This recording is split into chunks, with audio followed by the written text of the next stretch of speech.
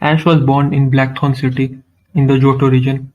He was a part of the Dragon Clan, who mastered in training dragon types and were one of the strongest trainers in the Johto and Kanto region.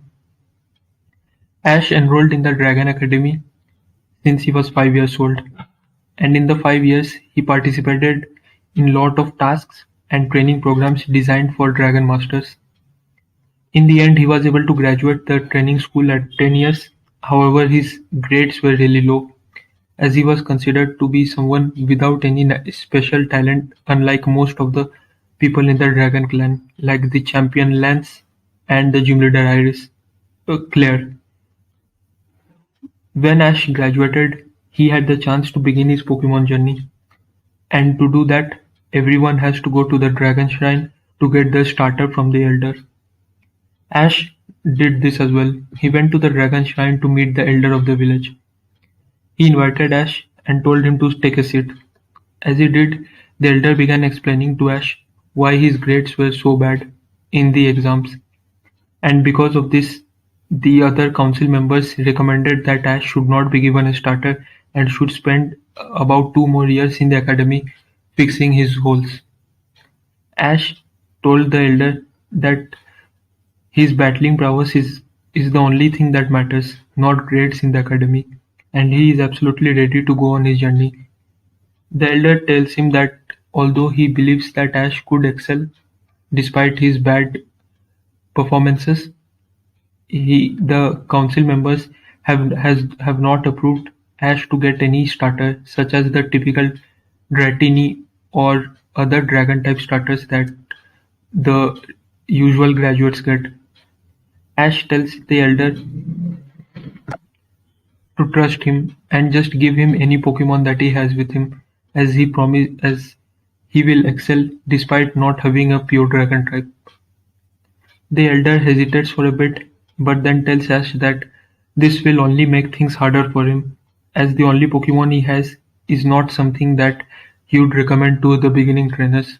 Ash tells him that it's alright, and he will take anything rather than sit out for two more years.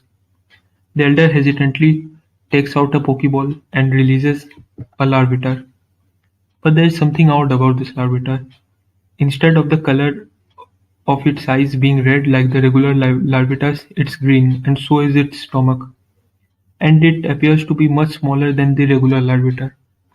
The Elder explains this to Ash, saying that this Larvitar hatched from an odd egg found in Mount Silver. They couldn't decide what to do with him, so it was raised in the Dragon Shrine. It lacks the regular prowess of a regular Larvitar and is much smaller in size. Ash, however, tells him that this Larvitar looks really cute, and he would gladly accept this as his starter. The Elder advises Ash not to act hastily with this, and even if he accepts this Larvitar as a starter, not to have any high expectations from this Pokemon, as this was not anyone's first priority to get. Ash tells him that he does not care what the regular norms are. He will accept this Larvitar as his partner, and they will grow much stronger together and prove everyone wrong. As Ash tells this to Larvitar, his eyes sparkle as he moves towards Ash, accepting him as a trainer right away. This happens so quickly because if you think about it, both of them have quite similar personalities. Both of them were expected not to do so great, and this is why when Ash confirms his belief in Larvitar, Larvitar is moved by this, as the other trainers it was presented to straight up declined. So with his new Pokemon, Ash attended the ceremony, in which the Dragon Master himself, Lance, and the gym leader Claire arrived to give an encouragement speech to the new graduates. Lance went through the entire history of the Dragon Clan, saying that how at least one of the members of the Dragon Clan went on to win the Pokemon League in the Johto and Kanto regions and challenge the Elite Four also, him being the only one who became a champion, but he expects that this year's batch will produce not one but many more champions to come. Ash is encouraged by these words, as he always looked up to Lance whenever he came to the village. He was trained in the battle arts by the Elder himself, and has made the Blackthorn city proud. When the speech was over, Ash ran into one of his rivals. His name was Draco. Draco walked over to Ash and he had a bag on with him. He looked at Ash and asked him if he was still how the hell did he got the starter. Then he looked at Ash's Larvitar and says that now he figures out this was the Larvitar that was kept as a reserve for the weaker trainers, and it makes sense why Ash should get one. Ash is immediately angered by this and challenges Draco to a battle. Draco tells him that normally he would not waste his time on weaklings like Ash, but he will put Ash in his place before starting his journey. The battle begins as Larvitar squares off with a much larger bag on. Ash checks his Pokédex which he received from the Elder to see what moves Larvitar has, and to his surprise he sees that the only move Larvitar has with him is Tackle. So Ash orders the Tackle attack. However, Bagon easily evades the attack and connects with a Bite attack. Larvitar barely dodges it, but is then caught with a powerful Dragon Rage, which takes it out in one single hit. Ash worryingly runs up to Larvitar and picks it up. As Draco starts to mock him, Ash runs away into the Pokemon Center to heal his Larvitar. When Larvitar is all healed up, he sees the Elder at the gate of the Pokemon Center. The Elder tells him that he saw the battle between Ash and Draco, and to be honest, he is actually surprised that Larvitar managed to put up a fight, no matter how short it was. Ash tells him that the Elder is just consoling him with false confidence, as he and Larvitar were defeated in a one single hit. The Elder reminds Ash that Draco was the topper in their class, and that's why he got the most powerful starter, which was Bagon. Ash tells him that it does not matter, as he does not need anyone to believe in him. He will work hard with his Pokemon and will reach new heights, with or without the help of the Elder. The Elder tells Ash that he absolutely agrees with him, and he may be one of the few people in the village who actually believes in Ash. So he advises Ash in some things. He tells him that Larvitar is not necessarily weak. It is more unique, as with its lower size comes greater mobility, and Ash should keep this in mind. And rather than focusing on Larvitar's shortcomings, he should focus on its strong points. Ash thanks the Elder and says that he never knew that the Elder believed in him so much. The Elder tells him that he has a soft spot for weaklings, as he starts to laugh. Ash exits the city and goes on to the nearby bushes to train. There he trains with Larvitar for the next 2 days, occasionally coming back to Blackthorn City to heal it up in the Pokemon Center. One fine day he was battling a Rattata, and just when he was about to defeat the Rattata using a Tackle attack, just then he heard some whisperings in the woods. He quickly forfeited the battle and went on to see what was going on. There he saw two people dressed in an outfit that Ash was way too familiar with. These were Team Rocket grunts. They were discussing something about Soul Dew and that the Pokemon has been captured. Ash had heard stories about Team Rocket and their nefarious plans in the Kanto and Johto region. And when he heard that the Pokemon has been captured, he correctly assumed that they were planning to poach some rare wild Pokemon out of here. As the Dragon Village had many encounters with Team Rocket, some of them unfortunately resulted in rare and precious dragon types being stolen from them. As Ash followed them, he was led to a truck where a peculiar cage was loaded up. He assumed that this was the Pokemon they were poaching, and as soon as the truck started, he and Larvitar hopped on the top of the truck. The truck started to advance further and further down the road, as Ash did not know what to do. If he was being led to a warehouse, he would have no way out, and most likely his brand new Larvitar would be stolen from him. Ash thinks it through and orders Larvitar to use a tackle attack on top of the truck. Larvitar does this, and this causes the truck to lose its balance, and as it crashes onto a nearby building. Ash leaps off the truck and lands gracefully thanks to his cape, but unfortunately he is discovered by the Rocket Grunts, who come out of the truck and notice Ash. They ask Ash what the hell is he doing here, and Ash tells him that he is here to stop them from poaching whatever rare Pokemon they have inside the truck. The Rocket Grunts the Rocket Grunts actually thank Ash for bringing them another rare Pokemon, that being Larvitar.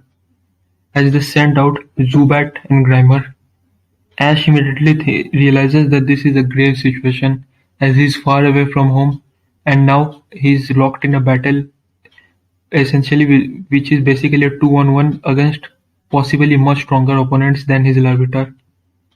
Nonetheless, Ash decides to take a stand and makes up his mind to either win this battle or go down fighting. He orders Larvitar to use a tackle attack on Grimer, but as soon as Larvitar charges, Zubat intercepts the attack with an air cutter. Fortunately, Larvitar has a typing Rock, which means it's not only resistant to Zubat's flying attack, but also Grimer's poison type attacks. And this allows Larvitar to tank some more hits than usual, as it connects with a tackle attack on Grimer, followed by another tackle attack on Zubat. However, despite its resistance, it eventually gets poisoned by a sludge attack fired by the Grimer, and this puts Larvitar on a timer and slows it down considerably. With its agility advantage gone, Larvitar is essentially a sitting duck, as a powerful sludge attack from Grimer sends it crashing backwards. Zubat, sensing an opportunity, goes for an air cutter on the defenseless Larvitar. However, before the air cutter can hit Larvitar, Ash comes in front of him, shielding it from the attack, taking the painful air cutter himself. Larvitar notices this and is determined to protect its trainer. It leaps off Ash's head and connects with its new move, which it learned, Rock Throw.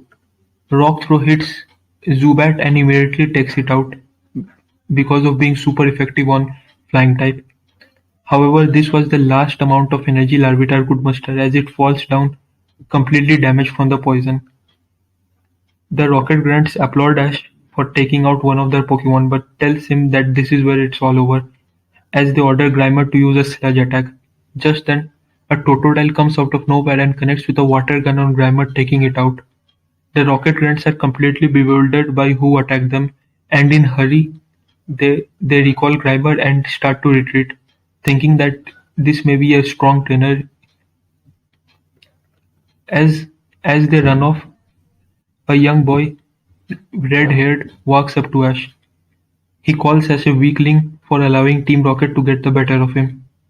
Ash asks him who is he, and he tells him that his name is Silver. That's all he needs to know. He tells Ash that Ash is a weakling just like Team Rocket is, as they are the ones attacked in group, and if you lose to Team Rocket, that makes you even bigger weakling than they are. Ash accepts this criticism because Silver essentially saved his Pokemon. Silver tells Ash to go on south to New Barktown. There is a Pokemon center. There is a Pokemon lab. He can heal his Larvitar's poisoning there, as he walks off with his Totodile. However, before Ash can go, he notices something. The Rocket Grunts actually left behind the cage which had the rare Pokemon in it. Ash walked up to the Pokemon but could not identify it. He takes out his Pokédex to scan it, but the Pokédex has no data on the strange Pokemon. It seems afraid and scared, and when Ash opens the cage, it tries to run away, but Ash notices that it is completely tired. So it asks it to come along. The strange Pokemon looks at Ash, and then its eyes begin to glow. After this, it calms down and moves closer to Ash. Ash, realizing that would not want to be put inside a Pokeball, hides the Pokemon in his cape as he moves on to the direction in which Silver pointed him. Ash arrived in Newbark Town and immediately went running to Professor Elm, asking him to help him heal his Larvitar up, as it was not only poisoned but also really damaged from the earlier battles against Team Rocket. Professor Elm immediately invited Ash into his lab and, using the healing machine, healed up Larvitar. After this, he introduced Ash introduced himself to Professor Elm, and Professor Elm said that he had heard a lot about the Dragon Clan. In fact, he met Lance not too long ago. Ethan, who was the young trainer alongside Professor Elm, also introduced Ash and told him that he was also starting out on his Pokemon journey. Professor Elm then asked Ash if Larvitar was the only Pokemon he had with him up to this point, as he traveled all the way through Blackthorn City. Ash says that actually he accidentally stumbled onto Newbark Town and told them the entire story of him chasing Team Rocket, getting the rare Pokemon, and being saved by the mysterious trainer with a Totodile. At the mention of Totodile, both Professor Elm and Ethan start to question Ash about the appearance of this mysterious trainer. And Ash described him as having red hair, and they immediately confirmed that this is the trainer who stole the Totodile from the lab. Professor Elm tells them that he will immediately report it to the local authorities. Ash also asks for another favor. He shows them the rare Pokemon that he had been hiding in his cape. Professor Elm told Ash that he had never seen this Pokemon before, but by the looks of it, it looks like a baby. And Ash tells him that if is there any way he could scan it in his Pokédex. Professor Elm tells that he also has the regional dex and not the national dex at this point. But Ash is lucky as Ethan is setting out to the north of Cherry Grove Town to meet Mr. Pokemon, and if they are lucky, they may find Professor Oak there as he visits his friend from time to time. And Professor Oak must have heard or at least seen this Pokemon before. So with that, Ash and Ethan both set out for Cherry Grove City. However, when they arrive at Cherry Grove City, they are confronted by Silver. Silver asks Ash if his weakling Larvita has healed up yet. Ash immediately takes offense to this and tells Silver to return the Totodile immediately. Silver is confused by this, but then he puts two and two together.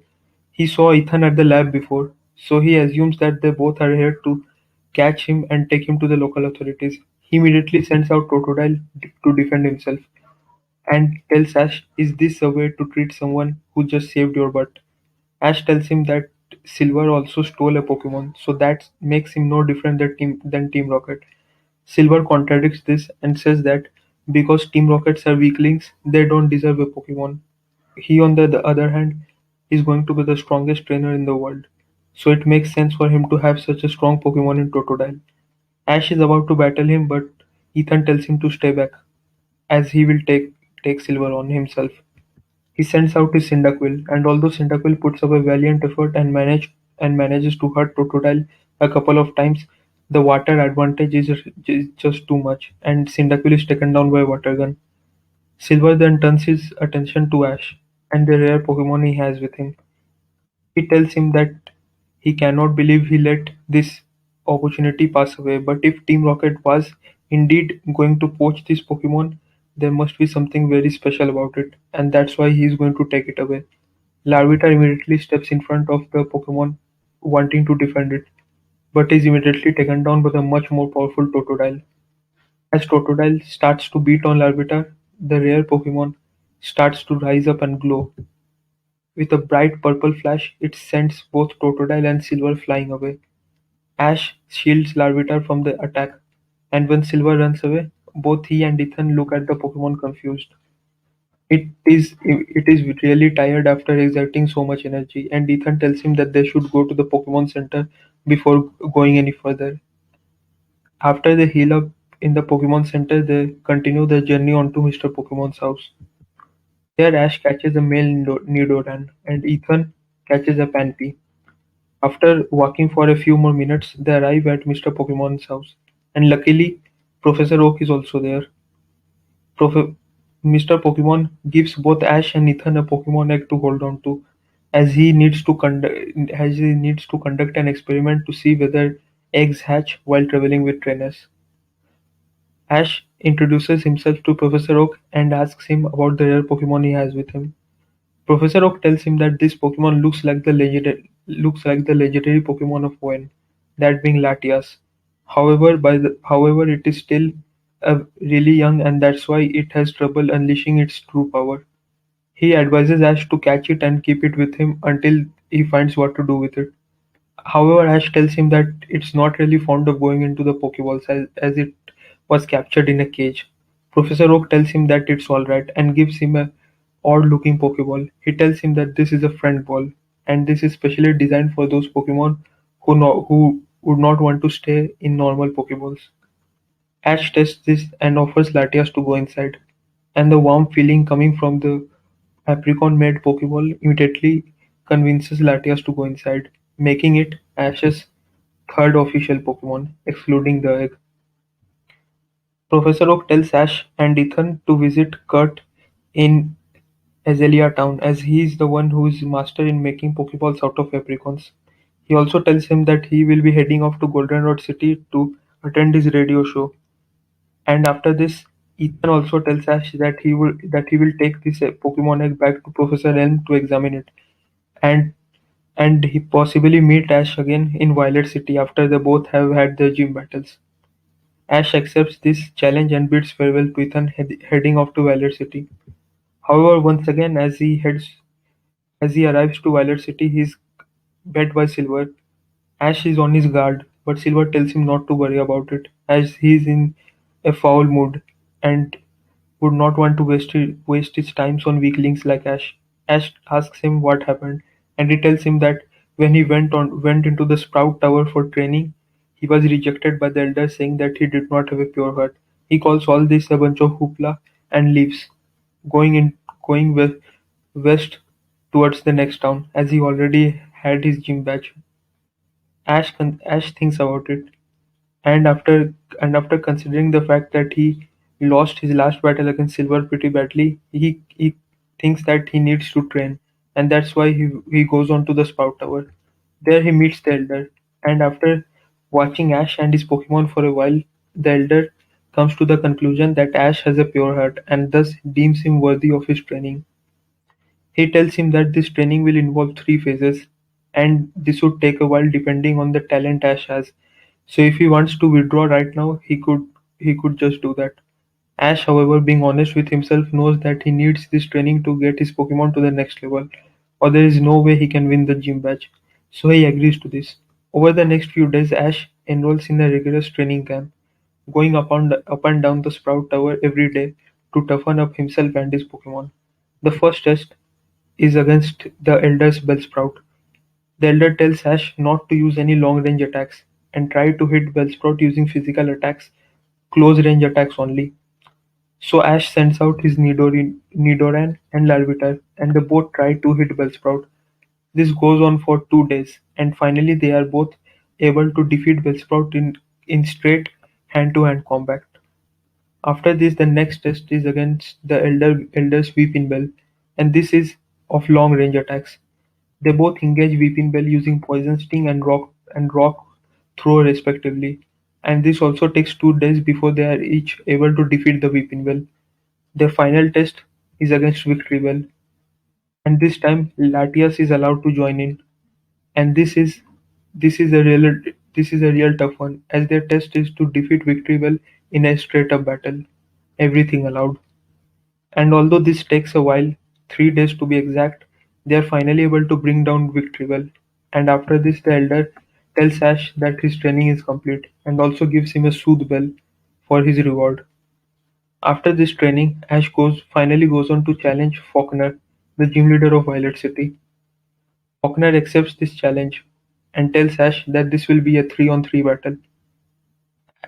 Faulkner starts off with his Hoot Hoot and Ash sends in Nidoran. Nidoran immediately starts off with Poison Sting, but Hoot Hoot easily dodges it and dives for a peck attack. Nidoran counters it with its own peck, with both colliding and proving to be even in power. Nidoran then leaps off once again and hits Hoot Hoot with a double kick, sending it crashing downwards.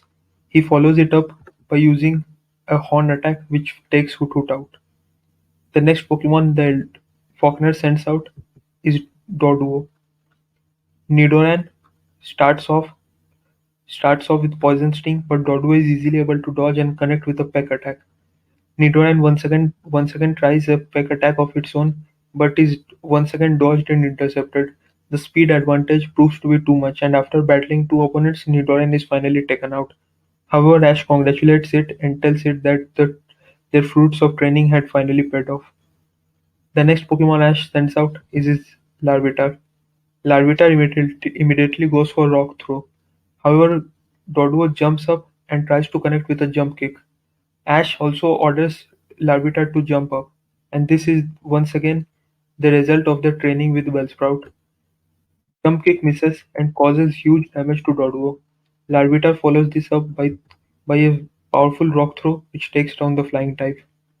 The final Pokemon in Faulkner's arsenal is Pidgeotto, and it immediately starts off with a Mud Slap attack, causing super effective damage. Larvitar tries to hit it with a Rock Throw. However, Pidgeotto uses Double Team to evade the attack. Pidgeotto then picks Larvitar up in its legs and throws it down, causing it to crash and take huge damage. Larvitar once again goes for Rock Throw. However, this time Ash orders Larvitar to jump on top of the rocks to get in close on Pidgeot. This works This works and Larvitar is able to connect with a tackle attack on Pidgeot. However, however, Pidgeot shakes Larvitar off and sends it to the ground once again. Larvitar is able to connect with one more rock throw before it's taken down by one another mud slap. This leaves Ash with his Latias, and Latias tries its best to counter and damage Pidgeot. However, it's immediately caught with a mud slap attack once again. Latias counters with a confusion attack, causing some major damage to Pidgeot. However, Pidgeot once again shakes it off and grabs Latias, sending it crashing backwards just like it did to Larvitar. However, Latias tries to recover as it rises up once again, taking it to the air. A strange aura starts to surround Latias as it prepares a special attack. This takes the shape of a mysterious ball which Latias sends at Pidgeot. Ash checks his Pokédex and finds this attack to be called Mist Wall, the special attack of Latias.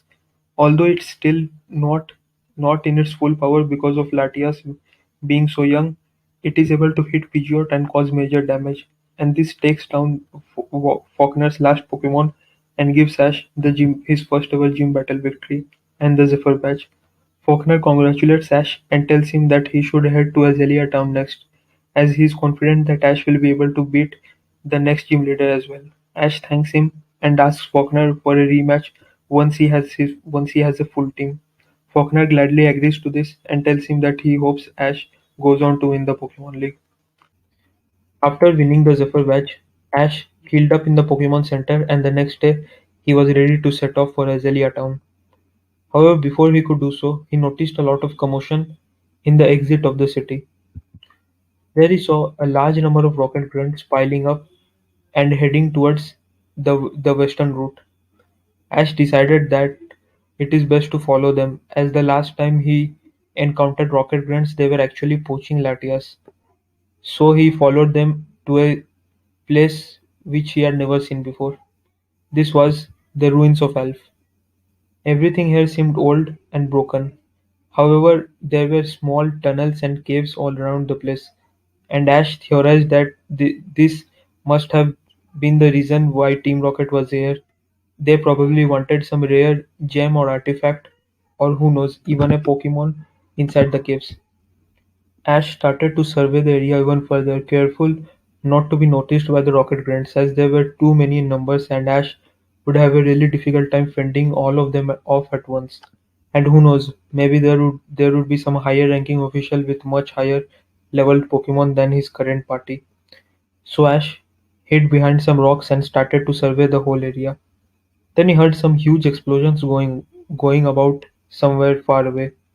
He climbed one of the caves and saw that Silver was out there in the open battling a large number of rocket grunts.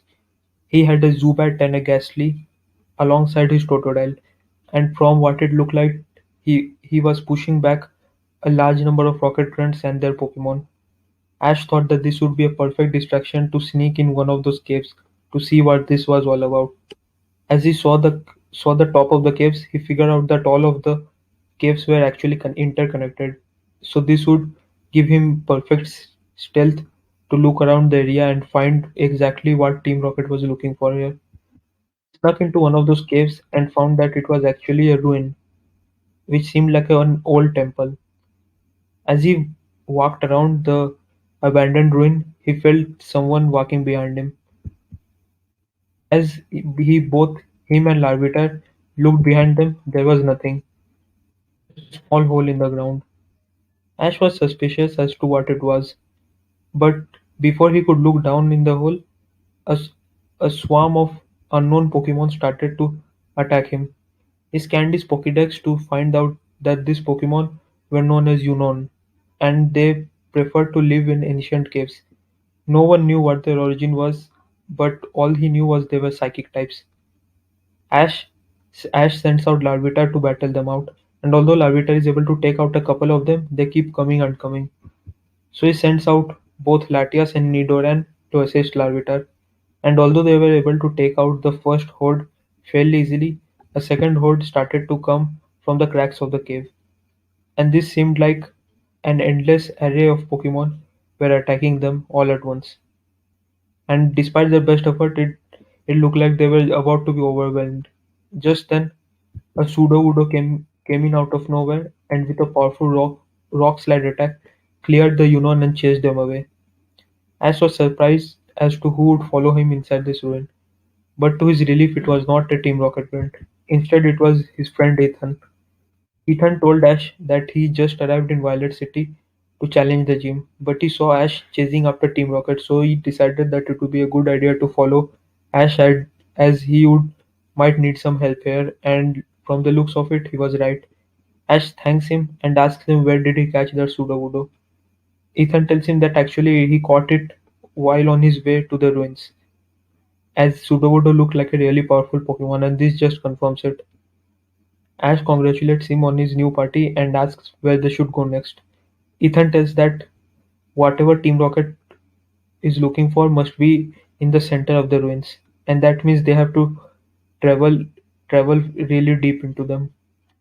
It would be best if they stuck together for now. As they both started to exploring the ruins, they once again felt someone following them. This time as Ash looked back, an unknown Pokemon jumped up and bit his head, not letting go. Ethan was surprised to see that this was a Gible, as he had studied about them in a book. They were Pokemon native to the Sinnoh region, and he was surprised as to what a Gible was doing in the Johto region. Ash tried to shake it off, but it just wouldn't let go, and Larvitar had to chase it away. It soon disappeared into one of those holes it has dug, and Ash theorized that this Gible had been living in the ruins of Alph for a long time. Maybe it had a nest here, and Ethan tells Ash that it is entirely possible, as the ruins of Alph have been in the Johto region forever. He tells Ash that these ruins are too big, and they should scrap the idea of sticking together and maybe should go separate routes to look for clues. Ash thinks that it is a great idea, as he and Larvitar take the left side and Ethan goes to the right side. Ash soon arrives at the center of the ruins, and there he sees a weird artifact on the wall. It looks like a mysterious Pokemon, the likes of which he has never seen before. But upon further inquiry, he comes to find that this Pokemon looks a lot like Latias, and he sends out Latias to examine it. After noticing it for a while, Latias starts to cry and tear up, and Ash immediately confronts it and asks as to what it is. Due to being a dragon tamer himself and Latias being a dragon type, Ash is able to somewhat understand that this Pokemon must be related to Latias somehow. But before he could inquire any further, he is interrupted by someone, and this time it is not a friend, but a dangerous foe. He is a rocket grunt, but he introduces himself as Photon, and he tells Ash that he is not a grunt but an admin, and he thanks Ash for clearing the way of the unknown Pokemon and leading him straight to where he needs to be. And he also thanks Ash for bringing him the Latias that was originally stolen from Team Rocket. He sends out a Magneton and demands that Ash hands over the Latias immediately, and that way he can go get out of here unscathed. Ash, however, declines this and decides to battle the Magneton. However, neither Larvitar nor Latias can do anything to the powerful Steel type, as all of their attacks are resisted. Ash thinks of sending out Nidoran, but once again he thinks that the poison type attacks won't do anything on Magneton, and it's better not to send it out and keep it as a reserve. Just when all hope seems lost, the same Gible he encountered earlier once again dives out of the hole and latches onto his head. Ash tells it that it is no time to play and points to the Magneton, saying that they need to get out of here right now. Gible, surprisingly, jumps ahead of Ash, Larvitar, and Latias and offers to battle the Magneton to clear their way. Ash is surprised and asks Gible if he really wants to do that. Upon further confirmation from Gible, the battle begins. Magneton's electric type attacks don't do nothing against Gible, and when Magneton tries for a try attack, Gible immediately dives underground. This ruins favor Gible a lot, as it has basically lived all his life here, and a powerful dig attack takes Magneton out, forcing Photon to retreat as he did not have any more Pokemon on hand. Ash thanks Gible and asks him if he would like to accompany him on his journey. Gible gladly accepts, and Ash catches him, making it his fourth overall capture in the Johto region. Just then Ethan comes running in and says that he had cleared up all of the grunts, and from the looks of it, Silver had taken care of the entire rocket team outside, and that means this mission was successful. They should get out of here as soon as possible, or the Unknown will attack them once again. Ash agrees to this, and they both part ways. Ethan going back to Violet City to challenge for the gym, and Ash sets off for Union Cave. Upon entering the cave, Ash tries to locate the route to Azalea Town. However, things take a turn for the worse as he stumbles upon the lair of an Onyx.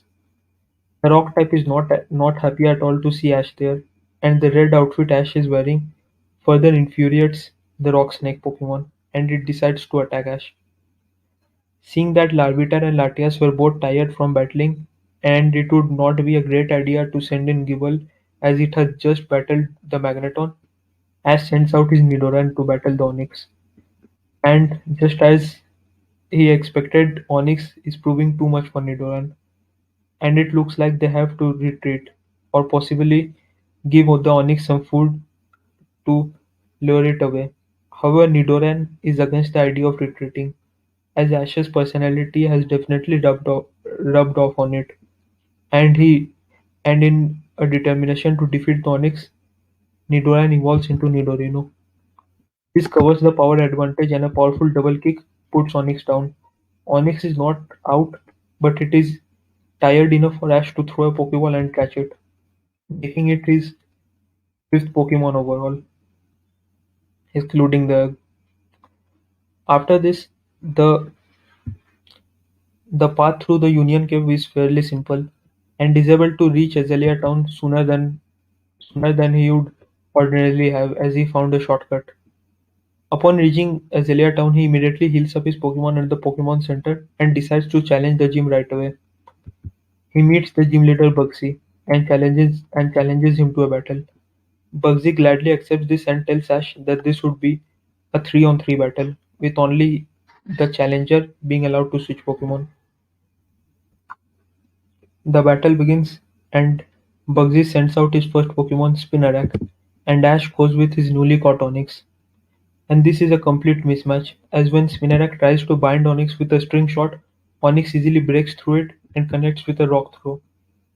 This immediately takes Spinarak out, giving Ash an easy and early lead. However, Bugsy's next Pokemon, Ariados, seems to be too much for Onyx, as Onyx is relatively inexperienced at this point. Ariados' string shot is able to bind Onyx in place, and Bugsy follows this up by ordering Ariados to use quadruple effective move, Giga Drain. Giga Drain completely saps Onyx's energy and scores an easy win this time for Bugsy. Ash sends out his newly evolved Nidorino, and this is an even battle. They both trade poison stings, and when Ariados tries to bind Nidorino in its strings, Nidorino is able to cut through the strings using its horn. They both collide in the middle of the field, both being evenly matched. Ariados once again tries to connect with a poison sting, but Nidorino charges through it with a peck attack. The super effective attack immediately takes Ariados out, giving Ash the lead once again. Bugsy's last Pokemon is his Scyther. This is where the tide of the battle turns one more time.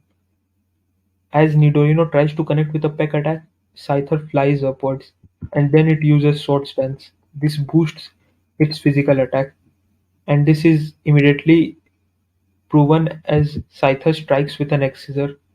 Despite being not very effective on the poison type, it takes Nidorino out, proving Ash that Scyther is not a Pokemon to be messed with.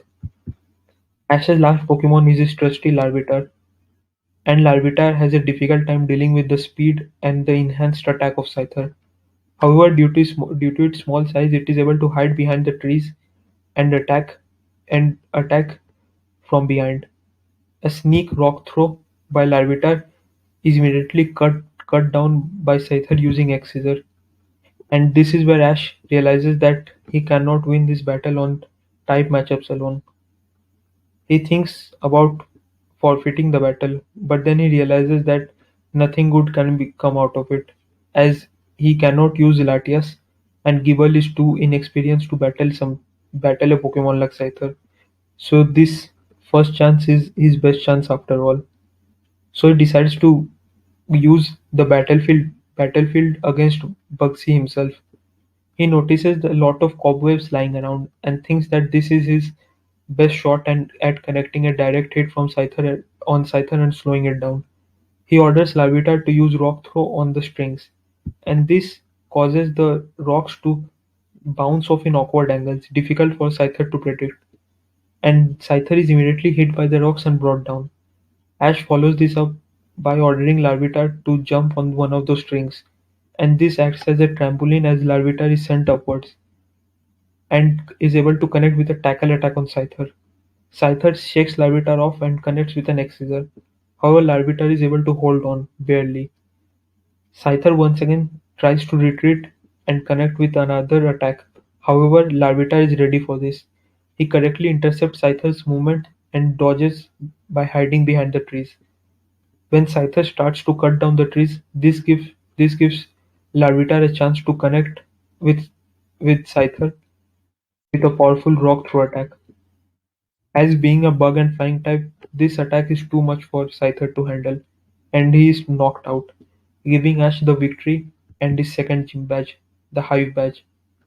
Bugsy congratulates Ash on using the battlefield against him and says that for a trainer as young as Ash, he sure has a lot of experience, and asks Ash what is the secret of his battling style and adaptability. Ash tells Bugsy that he and Larvitar both were deemed to be failures, but one thing that he always keeps as a life lesson is that either you win or you learn. They both shake hands, and Ash promises to battle Bugsy once again, just like he did with Faulkner. After finishing his gym battle, Ash went to visit Kurt, the Pokeball maker, to get some more custom Pokeballs for his journey.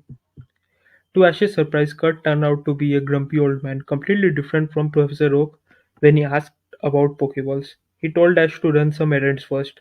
This included finding his lost Farfetch'd in the Ilex forest and getting apricorns so that Kurt could make Pokeball out of them.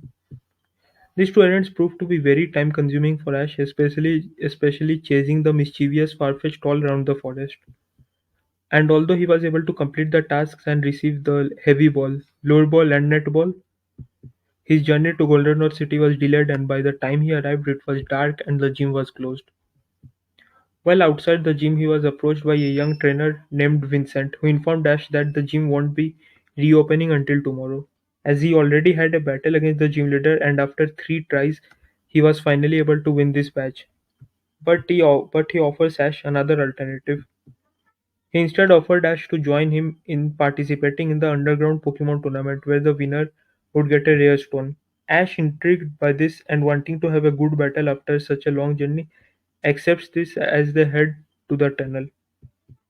While in the vicinity, Ash spots two rocket grunts and is immediately on guard, but Vincent tells him to relax, saying that the host of this tournament is Sydney, a member of the Hoenn Elite Four, pointing to the trainer with a Pokemon Ash had never seen before. Vincent assures Ash that Team Rocket won't dare to do anything shady and funny in a tournament which is hosted by Sydney. Sydney announces the tournament to commence as he holds up the Moonstone, which is the prize the winner is going to receive. For the first round, Ash faces against a biker named Ray. Ash decides to use Gible as despite Sydney's presence, he still did not want to use Latias and attract unnecessary attention at a place like this. Gible makes easy work of Grimer by avoiding its attacks and finishing it with a dig attack, giving Ash the victory. Vincent faces one of the Rocket Grunts in his first round matchup. He uses his Bayleaf against Raticate. Ash is intrigued to see Bayleaf and theorizes that this is the grass type starter which was picked by the third trainer other than Ethan and Silver. Although Raticate tries its best, it is taken out by a powerful Vine Whip by the second stage grass starter. For the second round, Ash faces the other grunt. This time he uses Larvitar against her Golbat, and Larvitar is able to defeat it using Rock Throw. After all the battles are over, Ash and Vincent qualify for the finals, and Sydney tells them that they will be fighting in a doubles battle. Ash decides to go with Larvitar and Gible against Vincent, Standler, and Bayleaf. Larvitar uses Rock Throw, and both him and Gible jump on the rocks to get in close and try to land an attack.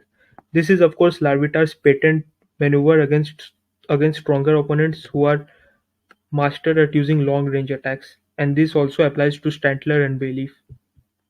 However, Bayleaf swats them away using Vine Whip, her attack proving to be much faster than both Gible and Larvitar's movements. While Gible battles Bayleaf trying to hold it off, Standler puts Larvitar to sleep using hypnosis. This forces Gible to bite him and wake him up. Gible uses Dig and Larvitar follows him in the hole in the underground to avoid Confuse Ray and Razor Leaf. They both emerge and land a double attack on Standler, taking it out. However, Gible goes down trying to shield Larvitar from Vine Whip, and this brings the battle into a 1 versus 1. Larvitar tries its best to land some damage on Bayleaf, but Vine Whip just derails all his momentum. Frustrated at its inability to get the upper hand despite its partner going down for him, and wanting that Ash wins the stone, Larvitar starts to glow. He evolves into Pupitar, and his armor takes a shade of red to match Ash's outfit. Pupitar is now able to charge through the Vine Whip and battle Bayleaf on even terms. Ash calls for a rock throw, but to his surprise the attack turns into a more powerful move. Ash scans his Pokédex and to find that it is called Rock Tomb. Rock Tomb takes Bayleaf out, giving Ash the close victory in a tough fought battle. Sydney awards Ash the Moonstone and praises Pupitar's strength. He also tells Ash that someday they could battle each other if Ash manages to become the champion.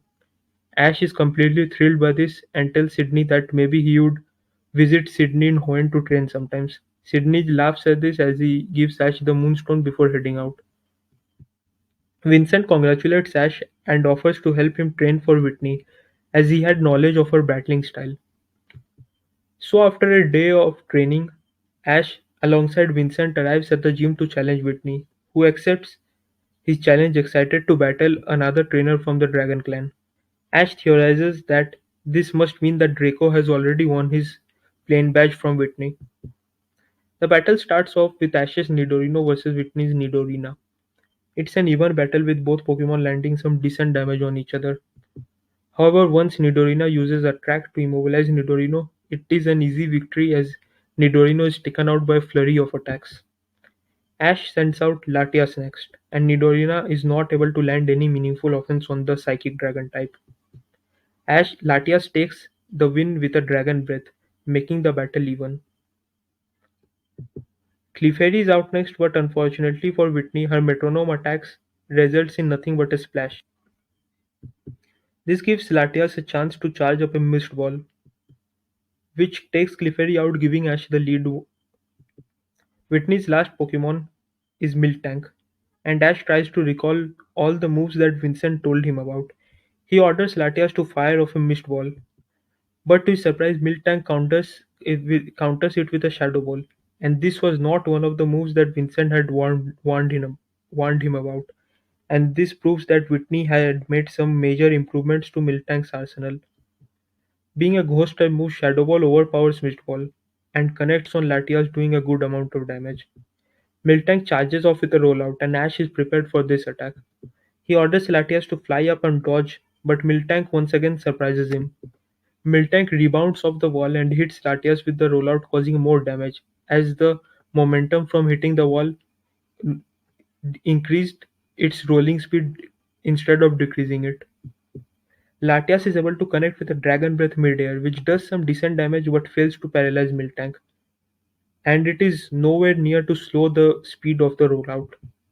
However, Ash orders a Mist Ball, and Latias is able to charge it up just in time to intercept the oncoming attack.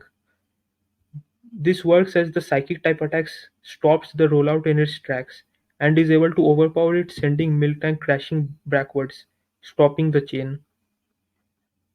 This this gives Ash some confidence, as now the rollout will not be as powerful due to the rhythm being broken once.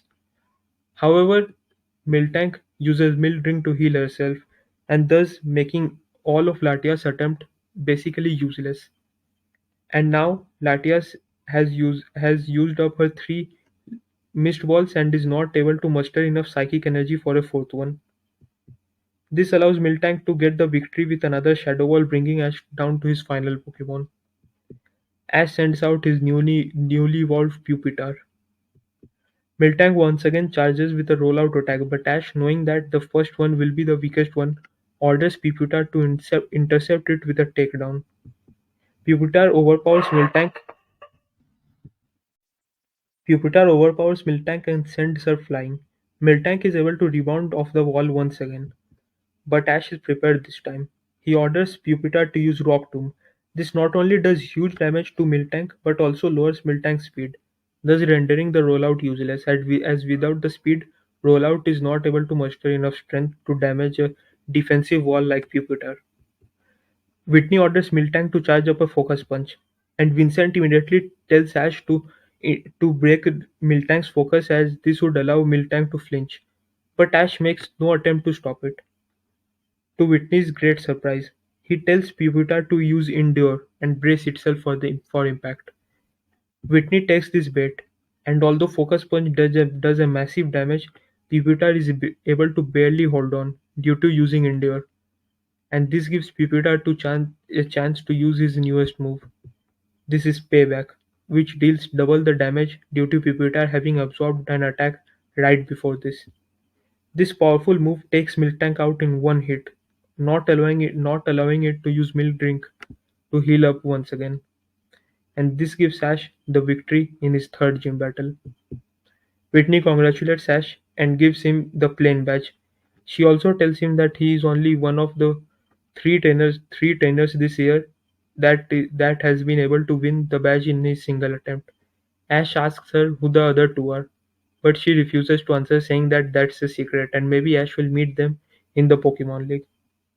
Ash accepts this and thanks Vincent for his help as they both part ways.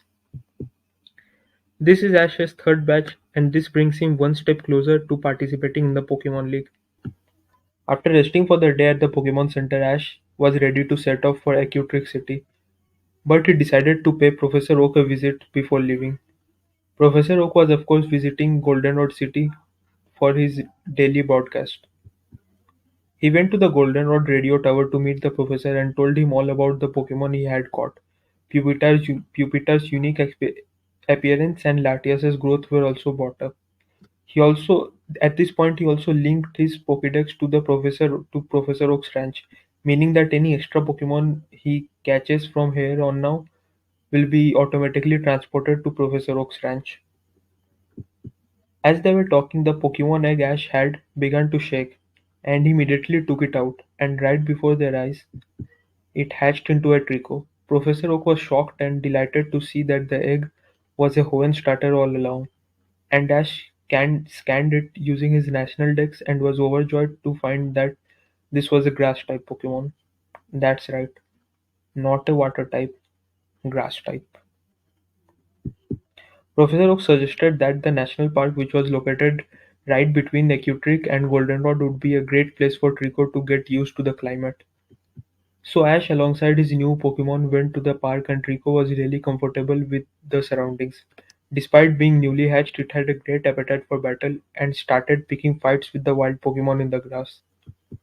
And then Ash heard an announcement. Upon inquiring, he found out that the park was hosting a bug catching contest, with trainers allowed to use two Pokemon, and they were permitted only one capture. The trainer with the best capture at the end of the contest would be awarded with a Sunstone.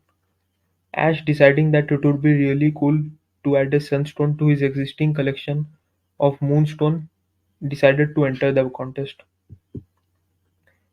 He he thought that it would be a great learning experience for Trico, and Ash chose Onyx alongside it in order to balance out the type disadvantage Trico would have against bug types.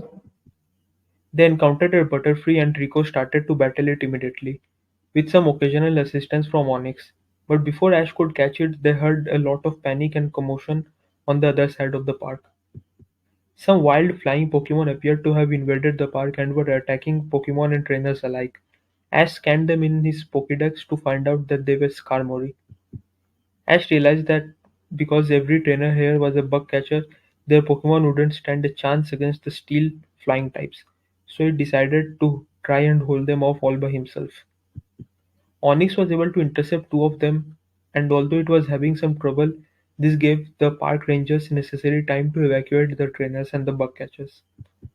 But soon, more and more of the flock started to attack, and Ash was forced to send out his entire team to hold them off. A slightly larger Skarmory, which was the leader of the flock, turned its attention towards Ash and Trico as it dived into a drill peck. Just then Nidorino leapt out of nowhere and used a horn attack to catch the Skarmory off guard, stopping the drill peck in its tracks. Both Nidorino and Trico started battling the Skarmory, but the size, speed, and strength of the leader was proving to be too much for the duo. It swatted away Nidorino using a steel wing and tried to connect with another drill peck on Trico.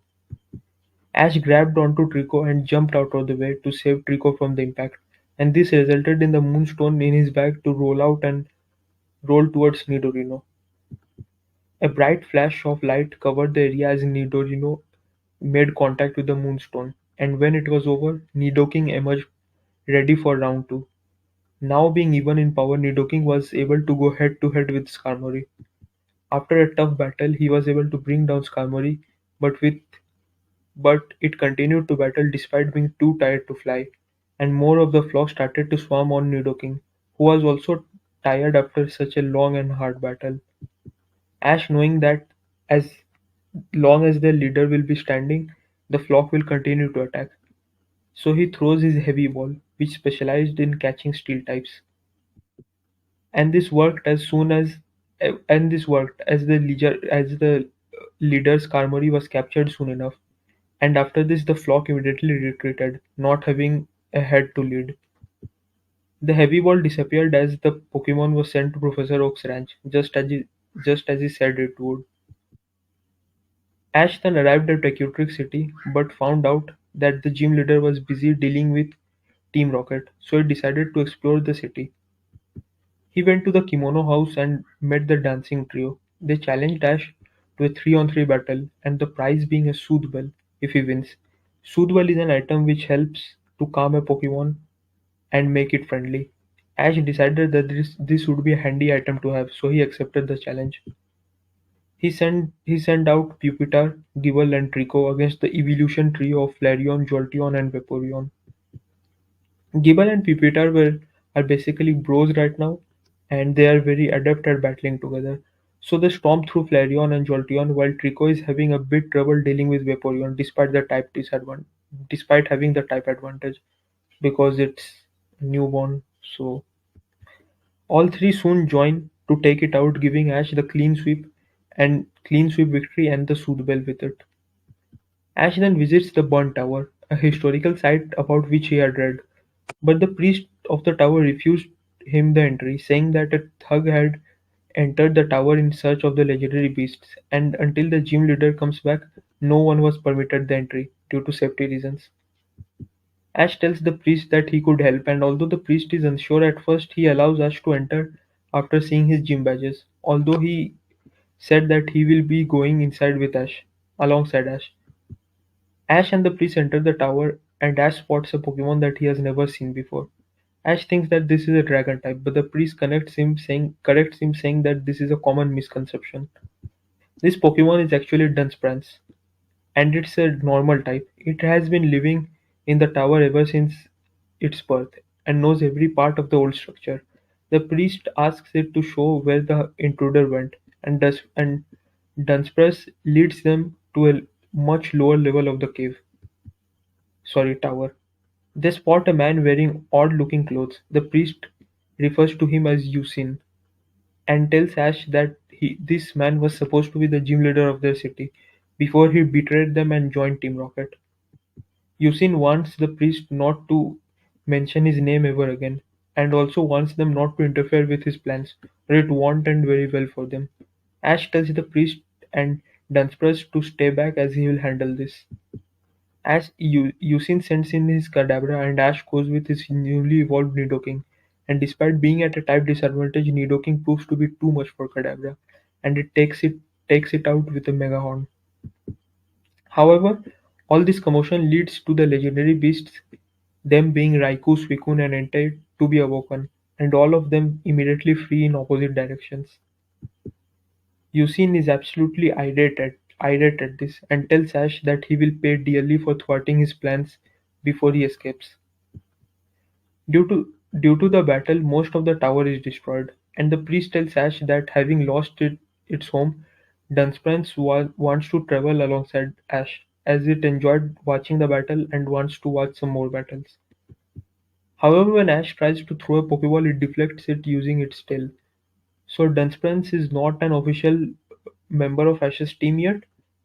For now, it's some sort of a traveling partner, if you will. So Ash and Dunsparce arrive at the gym the next day to challenge the gym leader Morty. Morty greets Ash and thanks him for helping out with Usain. He also tells Ash about his ambition to meet all the legendary Pokemon of the Johto region. Ash tells him that that's a really respectable ambition, and also asks Morty more about Usain. Morty tells him that here's the deal: if he manages to beat Morty in the gym battle, not only will he give Ash the gym badge, but he will also tell Ash all about the history of the two towers, them being the Burn Tower and the Bell Tower. Ash agrees to this as the battle begins. Sends out Gible and Morty goes with Ghastly. Although Ghastly tries its best, it's no match for Gible and is taken down with a bite attack. Haunter is out next for Morty and is able to use the cover of the shadows to evade all of Gible's attacks. A powerful Shadow Ball connects on Gible, landing a critical hit before it could go down for a dig and try to dodge it, and this results in Gible being knocked out. Ash goes with Latias as his second Pokemon. Haunter tries to retreat into the shadows once again, but Latias' psychic senses render its attempts useless. Haunter fires off a Shadow Ball and Latias counters with one of her own, showing that she had learned the move after her battle against Miltank. Latias' Shadow Ball overpowers Haunter's and causes it major damage. Latias then follows it up using her Mist Ball, which also lands, taking Haunter out. However, realizing the immense danger that Latias poses to his team, Morty orders Gengar to use a Destiny Bond before it faints, and this results in Latias going down with Haunter. The final battle is between Ash's Pupitar and Morty's Gengar. With a sudden move, Gengar goes for a Focus Blast right off the start, and which Pupitar barely manages to dodge. This puts Ash on high alert, as Focus Blast could probably take Pupitar out with one hit. Pupitar goes for a Rock Tomb, but once again the Focus Blast thrashes through the rocks and heads straight for Pupitar. Once again, Pupitar dodges the attack, but this time Morty anticipated it. He orders a Shadow Ball which lands square on, causing moderate damage. Ash decides to take advantage of this and orders a payback attack. Gengar, however, disappears into the shadow and Pupitar passes right through, not landing the hit. This sequence continues as although Pupitar is able to dodge focus blasts, it's constantly bombarded with shadow balls. And due to Gengar disappearing into the shadows again and again, it's difficult to land a significant hit on it. Ash, deciding to get creative, orders Pupitar to use Rock Tomb on itself, basically creating a mini fortress of some sort. Gengar takes the bait and goes for Focus Blast, which hits the rock head on, but Pupitar takes minimal damage. As a part of the rock shatters, this leaves Gengar off guard and Pupitar takes this opportunity to go for his new move. This is Dark Pulse, which lands on Gengar before it could retreat into the shadows, and this results in Gengar almost being knocked out. Pupitar then charges at Gengar at full force, and Gengar, due to being majorly slowed down, is not able to get out of the way in time. So Morty orders Gengar to use Focus Blast, and Ash tells Pupitar to use Endure and keep charging. This works as Pupitar charges through with Payback attack after absorbing the Focus Blast, and this super effective attack knocks Gengar out, giving Ash the victory and the Fog Badge. Morty thanks him for an amazing battle, and the next day they both sit down to talk about, and Morty tells Ash all about the two towers and the history of the legendary Pokemon, them being Ho-Oh and Lugia. After winning the Fog Badge, Ash's confidence was at an all-time high. He had just won back-to-back battles against gym leaders and rivals, so he was really high and mighty at this time. He was getting borderline overconfident. He didn't even get to realize that the victories he had won were extremely close and could have gone either way. And at the worst possible time, just as he was about to exit Ecutric City, feeling fully confident, he ran into his old rival, Draco. Draco asked Ash if he had won the badge, and Ash told him of course he had, and now he was heading to Olivan City to challenge for the next badge. Draco told Ash that the gym leader of the Olivan City is just as weak, if not weaker than Ash, so he should not have much trouble. Although this was a backhanded compliment, Ash took it more offensively than he used to. He told Draco that he has changed, and he has far surprised Draco. Draco tells Ash not to be full of himself as he starts to walk away.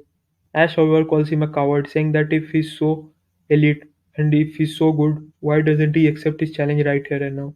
Draco tells him that he has better things to worry about, as he has already won the badges at Olivine and Cyanwood Island, and now is heading to Mahogany Town to beat the gym leader who is deemed the toughest against the dragon types.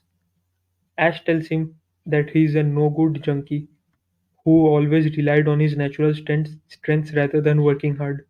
This comment gets to Draco. He turns around and tells Ash that just for that he will put him in his place once and for all. Ash is feeling superly confident right now. He sends out his Pupitar against Draco's Shelgon. Ash remarks that he expected his Bagon to be evolved by now, although considering that Draco is so elite, why hasn't his Bagon evolved into the final stage? Draco tells him to just shut up and battle. Ash complies with his wishes. The battle begins with a Dragon Pulse and Dark Pulse collision. The two attack seem even at first, but Ash soon realizes that Draco is holding back greatly.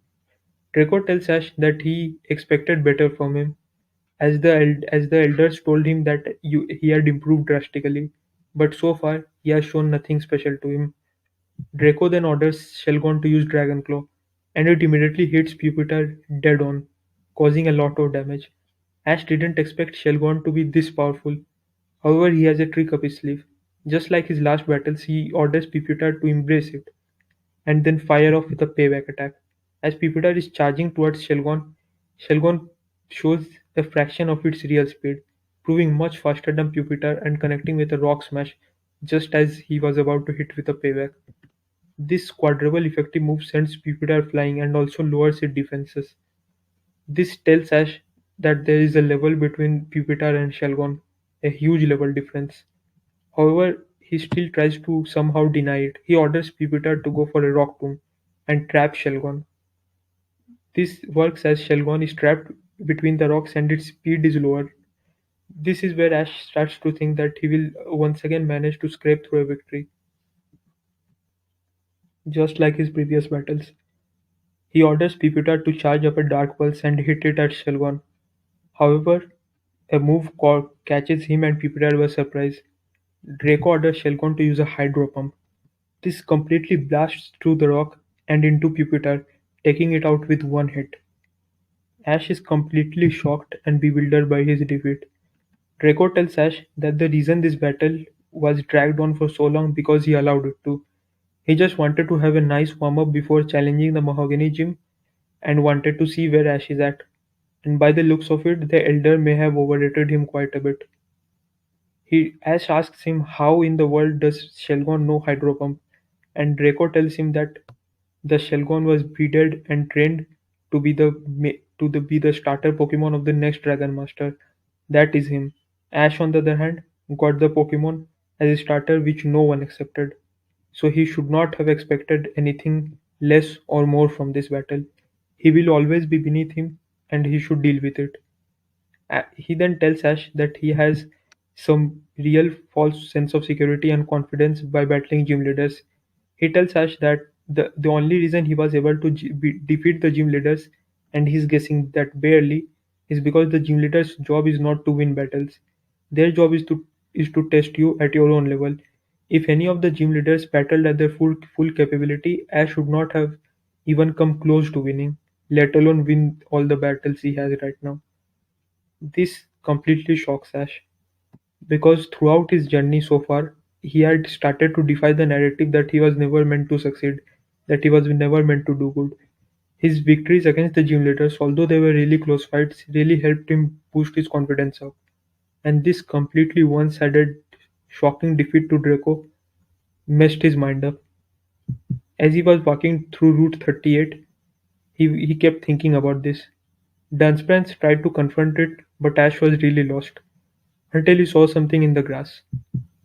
It was Entei, the legendary dog that he just encountered at the burnt tower not too long ago. He looked at Entei curiously, as if testing if this was a mirage or not. Then he started to approach the legendary Pokemon. But just in a flash of lightning, it vanished, almost teleporting to another place. Ash was bewildered by this, but this encounter of the majestic Pokemon helped him get his mind off the defeat for a bit. After walking for about an hour, Ash arrived at a Miltank farm. There he met the farmer who was raising the Miltanks. Ash found this place to be really quite peaceful, and he decided that he would rest here and clear his mind before going any further. Ash sat there for about an hour or two, just soaking in the peace and the natural quietness of the place. However, this was soon to be interrupted. As he was sitting there, he saw some red-haired man approaching him. Upon closer look, he realized exactly who it was. This was Silver. He walked up to Ash saying that, "Are the Miltanks his?" Ash tells him that no, they aren't, as this is a farm, and all the Pokemon here belong to the farmers, and they are not allowed to catch any of them. Silver tells that this rule is really terrible, and it is absolutely meaningless, as he takes out a Pokeball to throw at the Miltank. Ash kicks the Pokeball away before it hits, and this angers Silver. He tells Ash not to interfere in his business, as not too long ago he saved his butt from Team Rocket. Ash tells him that that was really too long ago, and he has no inclination or gratitude towards Silver after seeing how he treats his Pokemon. He is not a worthy trainer, not even for the Totodile or any other Pokemon he has caught so far. This somehow gets under Silver's skin. He tells Ash that he is no one to talk, as he is a weakling, just like Team Rocket and just like the another boy with the cap. Ash knows that he is referring to Cold, and although he can take insults about him, he cannot take insults regarding his friends. He tells Silver that if he wants to get any of the Miltanks, he will have to battle him first, and this is partly because he wants to save the Miltank, and internally Ash just wants a victory right now. This this victory against Silver would somehow manage to compensate against his loss against Draco. Ash this time decides to use Latias against Silver's Crocono. Latias immediately starts off with a Dragon Breath, hitting Crocono right in the gut. Crocono, however, blasts through it, surprisingly, and connects with a crunch attack on Latias, causing a lot of damage. Ash orders Latias to fly upwards, and it does. As Crocono once again tries to leap and connect with another crunch attack, it is caught with a Shadow Wall, which sends it crashing back. Seeing the success that this move had, Ash orders another Shadow Wall, but Silver orders Crocono to use its tail to deflect the Shadow Wall back, and this hits Latias, causing super effective damage. Silver once again orders Crocono to charge in, and Latias dodges it. This goes for a while, as they both trade attacks. The two seem to be even in battle, but Ash realizes that Crocono is only getting stronger, as he has yet to reveal his full strength. Silver tells Ash that it's such a shame that a legendary Pokemon has to be allied to a weakling like him. Ash tells Silver to shut up and orders Latias to charge up a mist wall. Silver orders Crocono to charge into it, just like before. This proves to be a huge mistake as Mist Wall continues to do damage as Crocono charges in. It hits it right in the face, and Crocono tries to push through it, but it is proving futile. Silver tells Crocono that if he does not win this battle, there will be major repercussions, and Crocono just looks at Silver and then at Latias. With a determined look in its face, it bites down the mist wall, and although it takes major damage, it completely neutralizes it. This shocks both Ash and Latias beyond belief. They are petrified at the sight of deter- determination that Crocono is showing. Ash thinks to himself, how does a Pokemon react so positively to a threat like that? Crocono charges in, and Silver orders an Ice Punch, which connects dead on Latias, taking it out. Silver tells Ash that no matter what Pokemon he raises, he will never be as strong as him. Although normally he would capture a legendary Pokemon, but seeing how easily it was defeated by Crocono, he has no reason to waste his time on it, so he can keep that. As being allied with a weakling like him has even made Latias a weakling. Silver walks away, leaving us completely disappointed. He cannot believe that the Pokemon who had helped him win so many gym battles previously, his two of his most strongest Pokemon, one being his starter, one being his legendary, both of them were defeated back to back in such a one-sided fashion. Ash has only one thing in mind. He remembers Draco telling him that the gym leader in Olivine City is one of the weakest gym leaders of them all, so he desperately needs a victory. This is almost like an addiction to him right now. He needs to win this battle. Ash goes to the Pokemon Center to heal up his Pokemon. Nurse Joy tells him that although his Pokemon are completely healed, Pupitar and Latias have taken a lot of damage, and they should not be battling anytime soon. Ash thinks about this. Two of his strongest Pokemon won't be able to battle in the upcoming gym battle. He for a moment his common sense takes him over. He thinks that he would just rest up and battle the next day. But then he realizes that today this day is already turned out to be one of the worst in his life. He has lost back to back two matches to his to one to his most bitter rivals. So he needs a win, and he needs a win right now. He tells Nurse Joy to keep Pupitar and Latias for the time being, and he will be battling with the rest of his Pokemon. Dunsparce starts to object about this. It tries to tell Ash that this is not a smart move, as it has seen the battles Ash had today. He is off his rhythm and he is completely off his beat. He would not be able to battle the gym leader without Latias and Pupitar. Ash tells it that it should stay here and look after Latias and Pupitar, and he will take care of the rest. He arrives at the Olivine City Gym and there he encounters Jasmine. Jasmine tells him that if it's okay, that the battle tomorrow, as she has a really important work to do at the lighthouse. One of the Pokemon is really sick and it needs help.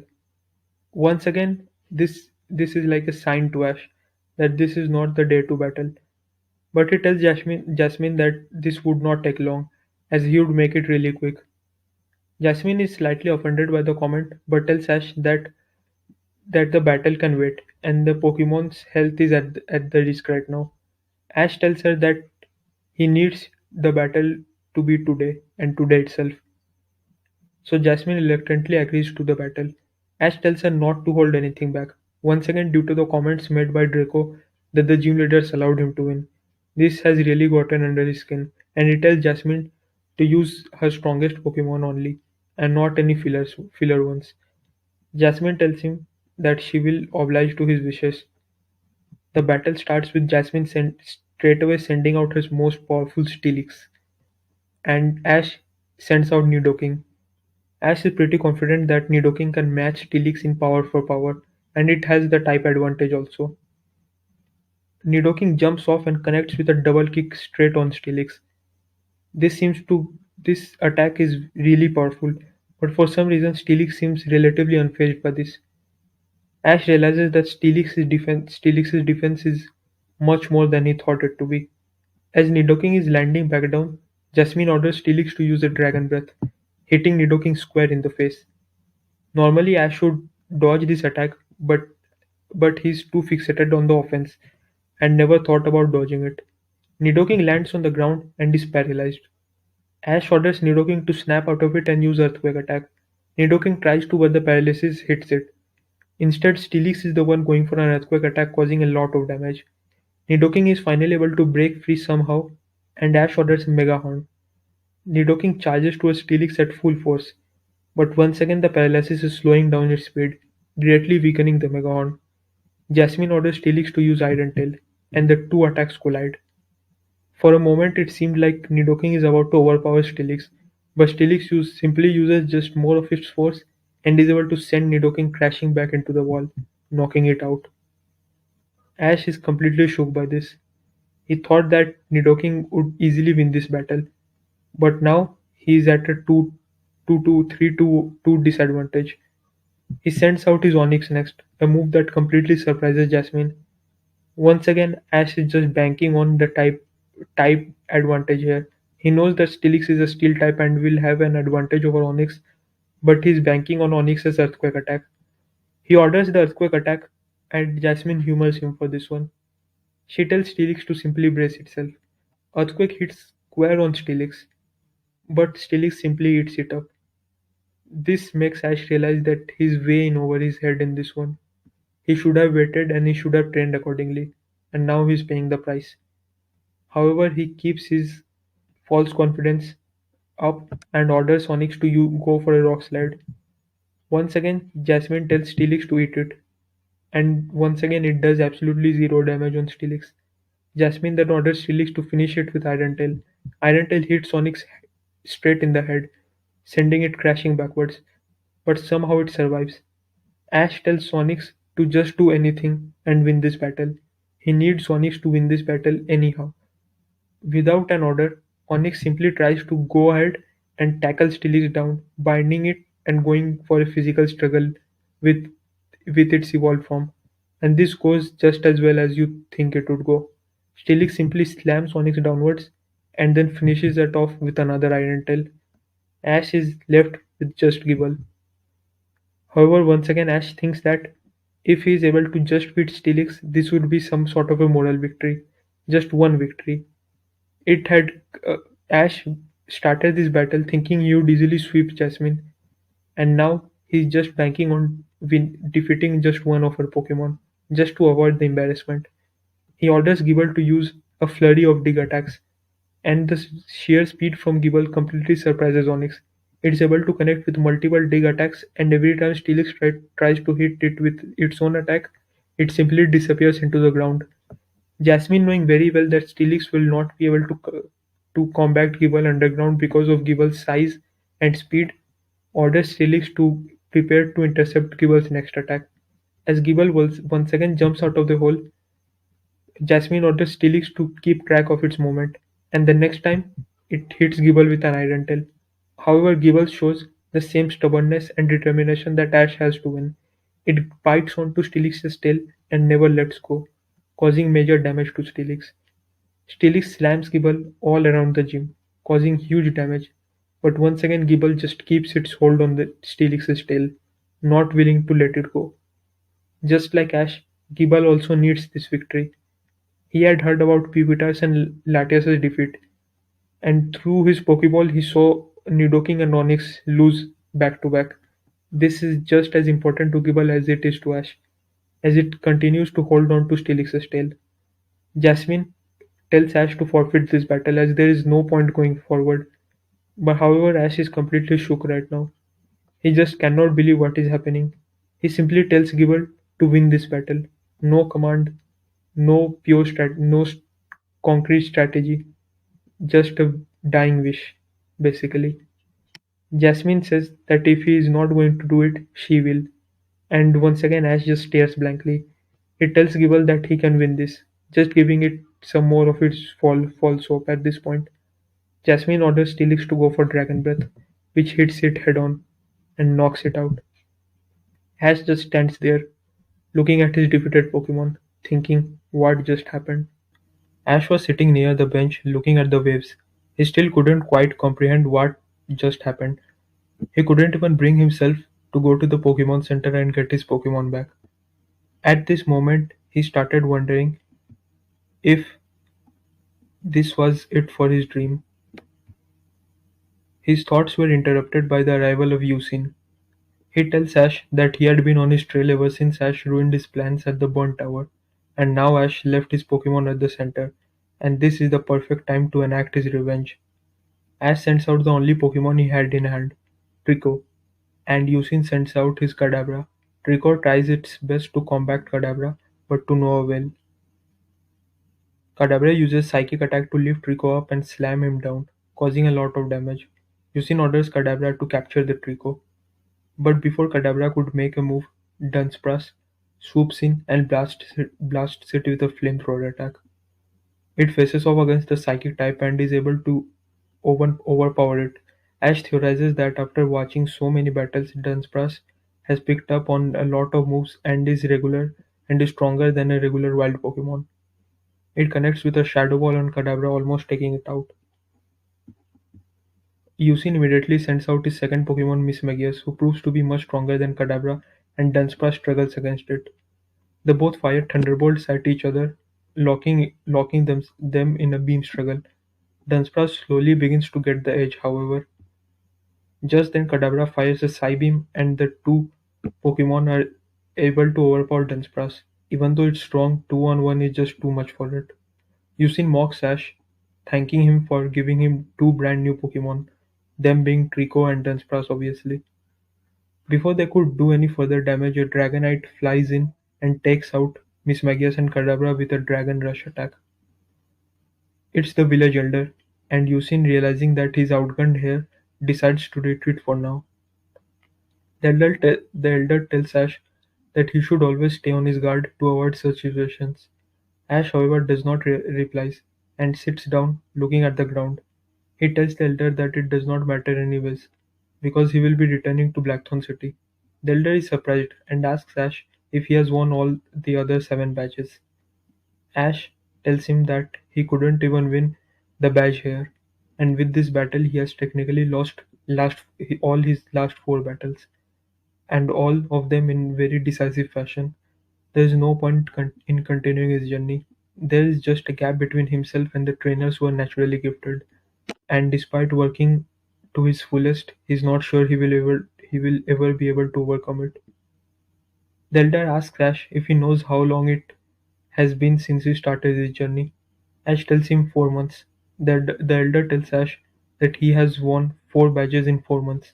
It took Lance to win 2 months to beat the Violet City gym alone, back when Faulkner's father was the gym leader. He goes on to say that the only clan member that Ash is lagging behind right now is Draco. And as for Draco, it took him 2 months to win the badge at Golden Road City.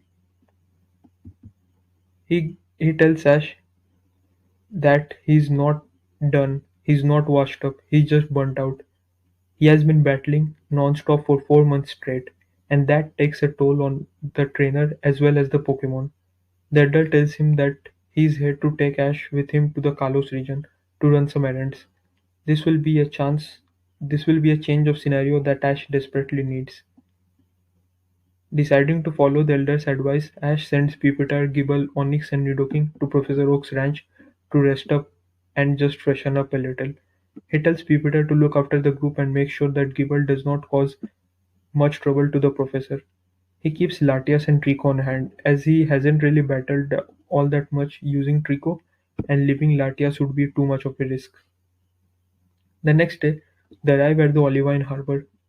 Ash asks the Elder why are they here instead of the airport. The Elder tells him that they will go to the Kalos region via the Hoenn route instead of a direct flight, as it does not rush the airplane, to which Ash sighs. As they were waiting for the ship to arrive, they spotted a Pokemon arriving near the shore. Ash identifies it as a Lapras. The Elder tells Ash that it looks really old and battle-worn. Ash takes a closer look and realizes that it has a lot of scars on it, and from the looks of it, it also has a necklace around its neck, meaning that it is not a wild Pokemon, but instead belongs to a trainer. It was it was slowly washing up to the shore and looking at Ash and the Elder. Just then, few sailors near the dock started to throw Pokeballs and nets at the Pokemon trying to catch it. When that does not work, they send out their tentacles and attack it. Although Lapras looks strong enough to hold them off, it's beginning to fatigue, most probably due to its age. Ash steps in front of the Lapras to protect it. He tells the Pokemon to stay back and rest up. He will take it from here. Although his battling confidence is still not quite there, he would not let an innocent Pokemon be bullied like this. He sends out his Latias who blasts through the tentacles using a mist ball, forcing the sailors to retreat. Ash asks the Lapras if it's okay, and it nods but soon starts to pass out. Ash realizes that it's poisoned from the attacks of the tentacruel. Seeing no other choice, he uses the net ball to capture it and takes it to the Pokemon Center to heal. He tells he tells the Elder that he will release the Lapras if it's hesitant to stay with him. The Elder replies by saying that Lapras are a very rare species of Pokemon, and judging by the situation, it's better off with Ash. The ferry arrives a few hours later, and they set off on their journey. Being on vacation after so long allows Ash to relax and just have fun, and not worry about the results so much. The next 2 days, he just sits on the deck and looks back on his losses. He realizes that he had indeed been pushing his team really hard through these battles, and they definitely deserved this much needed break. On the third day, they finally entered the Hoenn borders, and Ash decided to try his hand on fishing, hoping to catch some Pokemon native to the Hoenn region. He manages to catch himself a Feebas, which is not too high on the prettiness department, but it's his first catch, so he decides to ignore it and captures it using the lure ball he got from Kurt. In his very next try, he hooks in a Gyarados, but before Ash could react or send out a Pokemon, the huge water type dives underwater, taking Ash with him. Ash immediately lets go of the rod and fumbles around the seafloor trying to get up. He finds what appears to be a gem, bright green in color.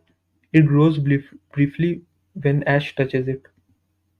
As he was trying to swim upwards, he felt something approaching him from behind, but before he could react, the Elder's Dragonite grabbed him and flew him above. The Elder calls him an idiot for trying to catch a Gyarados using a fishing rod and no Pokemon with him. The next day, as they were sitting on the deck, some mysterious hooded people confronted them. Ash asks them who they are, but they don't reply. They send out Pokemon that Ash has never seen before. The Elder tells him to stay on his guard, and they are Dracloaks, a dragon ghost type Pokemon, and they are extremely quick and pack a lot of power. Latias and Dragonite come out to battle the Dracloaks, but are able to take a few of them out. But out of nowhere, more and more of them keep swarming and overwhelming them. Soon enough, Latias and Dragonite are forced to the back foot and are beginning to get overpowered by the huge swarm of the dragon ghost types. One of the hooded persons takes out a bright blue stone, from which a chain emerges and binds Latias. Ash desperately tries to break it, but it appears to be made out of some kind of energy. Out of nowhere, Salaman swoops in and blasts through the Dracloaks and the mysterious individuals. and they almost vanish into thin air. The Salamence is then recalled by someone whom Ash recognizes very well. It's Drake of the Hoenn Elite Four. Drake greets the elders saying that been a long time. He then tells them that the people who just attacked them are the Distortion Legion, the followers of Giratina, the demon dragon Pokemon, and by the looks of it, they are after Ash's Latias. They arrive at Slateport City, and after resting up, the elder tells Drake that this is the trainer he was referring to, as he pointed to Ash. Drake tells Ash that he heard about the problems he has been having with his recent battles, and is going to help and train him, not only for the Pokemon League, but also for the Distortion Legion, who will probably be back to finish the job that they started. Drake tells Ash to reveal all the Pokemon he has on hand, and and tells him about and tell him about the others he has. Ash tells him about the Pokemon at Professor Oak's ranch, as Drake takes some notes. He then reveals the team that he has on hand. Ash also tells him that Dunsparce is not his official Pokemon but rather a traveling companion of sorts. Drake tells Ash that as a trainer he must know the role that every Pokemon plays in a team. He tells him that from what he's heard so far, Gible and Pupitar are the Pokemon that have the most potential to carry the team. Onyx, Nidoking, and Skarmory are those who can not only help and predict the opponent's strategies, but also spoil them if used correctly. Phoebas, Trico, and Latias are really young and can even surpass, and with the right training, can surpass even the strongest of the Pokemon. And that's when the Lapras comes to play. Drake pets the old water type, saying that she may be old and battle worn, but has the experience and the veteran savvy to help train other Pokemon. And with that, the training begins. For the next 2 weeks, Ash trains his Pokemon under Drake's tutelage, and just like he said, Lapras is a huge help in training Latias, Trico, and Phoebas, and the results are better than Ash had ever expected. One day, as they were training together, Drake tells Ash about his own experience of winning the Hoenn League, and how he lost multiple times in his pursuit to be the best. But despite all that, he never gave up and kept trying to do his best and surpass himself rather than someone else. As they were talking once again, they were interrupted by the Legion. Ash and Drake take their battle stances ready to fight, but are interrupted by laughter. Drake of the Elite Four, what a surprise to see you here. A man steps forward. He had a dragon crown on his head and a psychotic look which personified chaos and destruction. Drake looked at him with an icy cold stare and muttered, Ryuga. He tells Ash to stay back and protect Latias, as this opponent is too strong, even with his increased power. Ryuga tells the Legion to stay back and not interfere. This is the kind of thrill which he lives for. He asks Drake if he's ready to be extinct like the fossil that he is. Drake replies by saying that he would rather be a relic of the past than be a slave to a Pokemon. This statement agitates Ryuga, and he sends out his Hydreigon. Drake sends out Salamence, and the two fully evolved dragon type stare at each other with an killer instinct that can only be described as bone chilling. Everyone nearby evacuates the area as they waited for the inevitable clash between these two huge monsters. Both Ryuga and Drake simultaneously call for Dragon Pulse, and the moves collide in the middle, which creates a huge explosion cancelling each other out. They ram into each other with Dragon Rush attacks. This collision creates huge shockwaves which completely trashes the nearby stalls. Salamence is momentarily able to overpower Hydreigon and bite down on its neck, pinning it down. But Hydreigon uses one of its smaller heads to blast Salamence with a close-range Dragon Pulse, sending it crashing to a nearby building.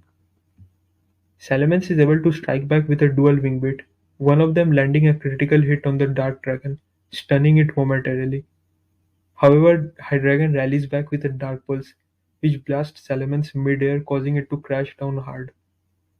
Seeing that their Pokemon are almost spent, both Ryuga and Drake call for one of the strongest dragon-type moves in existence, Draco Meteor.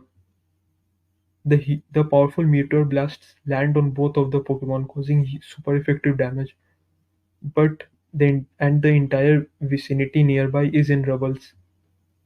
But when the dust settles, Hydreigon is the one to emerge as the victor, and some weird energy starts to surround and heal it, as Ryuga laughs maniacally. Once again he uses the blue orb to bind Latias, and teleports using what appears to be a dark hole, but before anyone could stop him. Drake apologizes to Ash and the Elder, saying that he never expected Ryuga to be this strong. Ash asks him where did he take Latias, and Drake replies by saying that he has gone to the southern island, where he will use Latias as a bait to summon Latios, the other half of the Eon duo, and because he is using the powers of Giratina and the Distortion realm, he is already there by the means of teleportation. One of Drake's friends, Mr. Briny, arrives onto the scene and tells them to hop on a ship, as they don't have much time to lose. Just as Drake predicted, Ryuga has already arrived in the southern island and tells the Legion to start setting up the traps. Ash and his friends arrive at the mysterious island not long after, thanks to Mr. Briny's experience at navigating. They are immediately attacked by the guards outside the entrance. This time Lapras elects to battle.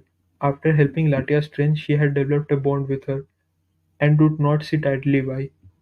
Although she can't do much in the direct battle, she is able to slow the Dracloaks down by using Icy Winds, which allows Dragonite and Drake's Flygon to defeat them pretty easily. As they confront Ryuga, he tells them that they are late to the party, and he will soon become the master of the Eon duo.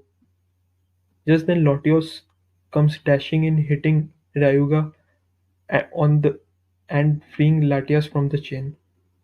He checks on Latias, who is tired after most of her energy was sapped by the chain. Ryuga laughs at Latios and tells him that he walks into his trap, as multiple black holes begin to appear around everyone. From them emerge multiple Dracloaks and the fully evolved Dragapults. He and also Ryuga's Hydreigon, which appears to be supercharged with a dark aura. Drake tells everyone that Hydreigon is borrowing Giratina's energy from the Distortion world, and he is not sure even Latios could defeat it now. Latios manages to hold its own against Hydreigon for a few seconds, but is getting overpowered slowly but surely. Ash and his friends also have to fight off the Dragapults who are swarming like a bunch of bees. I don't know why he said that. That sounded really weird. Anyway, continuing. Once again, Dragonite and Flygon lead the attack while Lapras snipes at the enemy using Ice Beam, sending a lot of them back into the holes. Hydreigon is able to damage Latios badly with a supercharged Dragon Rush attack, sending it crashing into the trees. A swarm of Dracloaks hold Latios down as Hydreigon starts to open another portal into the Distortion world, trying to pull Latios in. However, Dragonite and Flygon arrive just in time to save Latios, as all three of them begin to fight Hydreigon, who is getting more and more energy from Giratina. Ash checks on Latias asking if it's okay, and Latias nods weakly. Ash then picks up the blue orb and tries to destroy it, as this was what Ryuga was using to bind the Eon duo. However, as soon as Ash touches it, the orb began to glow and ascend into the air. It began to transfer a bright aura to Latios and Latias, healing their wounds and powering them up considerably. It's the Soul Dew if you all haven't figured out yet.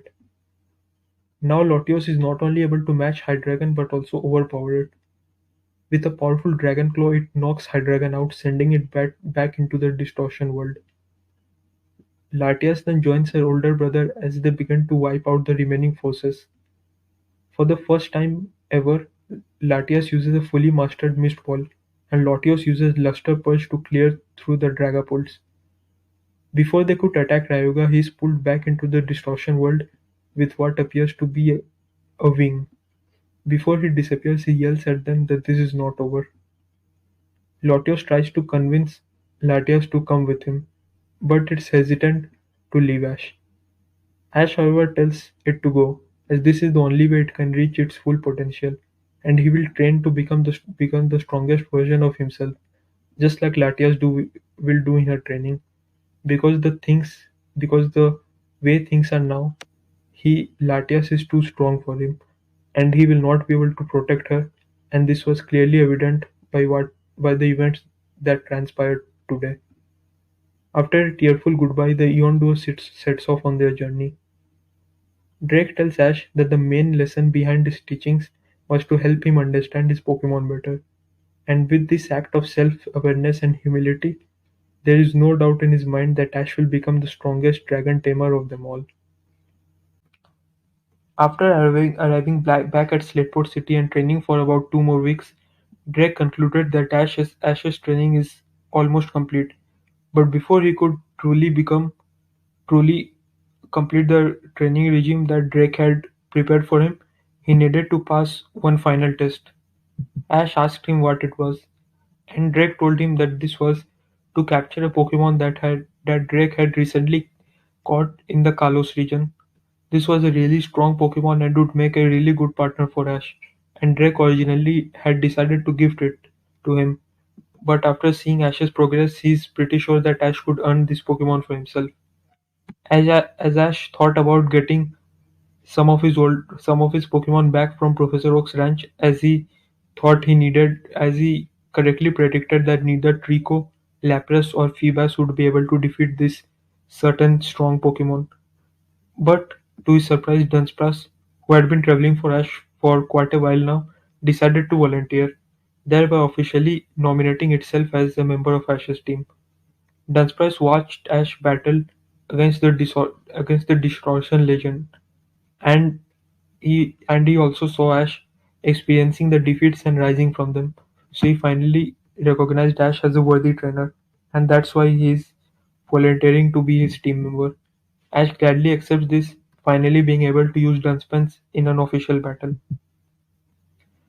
Drake leads them to an underwater sea cavern, which Ash monitors from above, and to his surprise, Dunsparce is able to swim in the water. Soon enough, they are confronted by the Pokemon Drake was talking about. Ash scanned his Pokédex to find out that this was Dragalge, a poison dragon type Pokemon. Ash asked Dunsparce if it's okay to battle such a powerful Pokemon, and Dunsparce just nodded, ready to show his full skills. Finally, the battle begins as Dunsparce fires off a thunderbolt, which is magnified due to being underwater.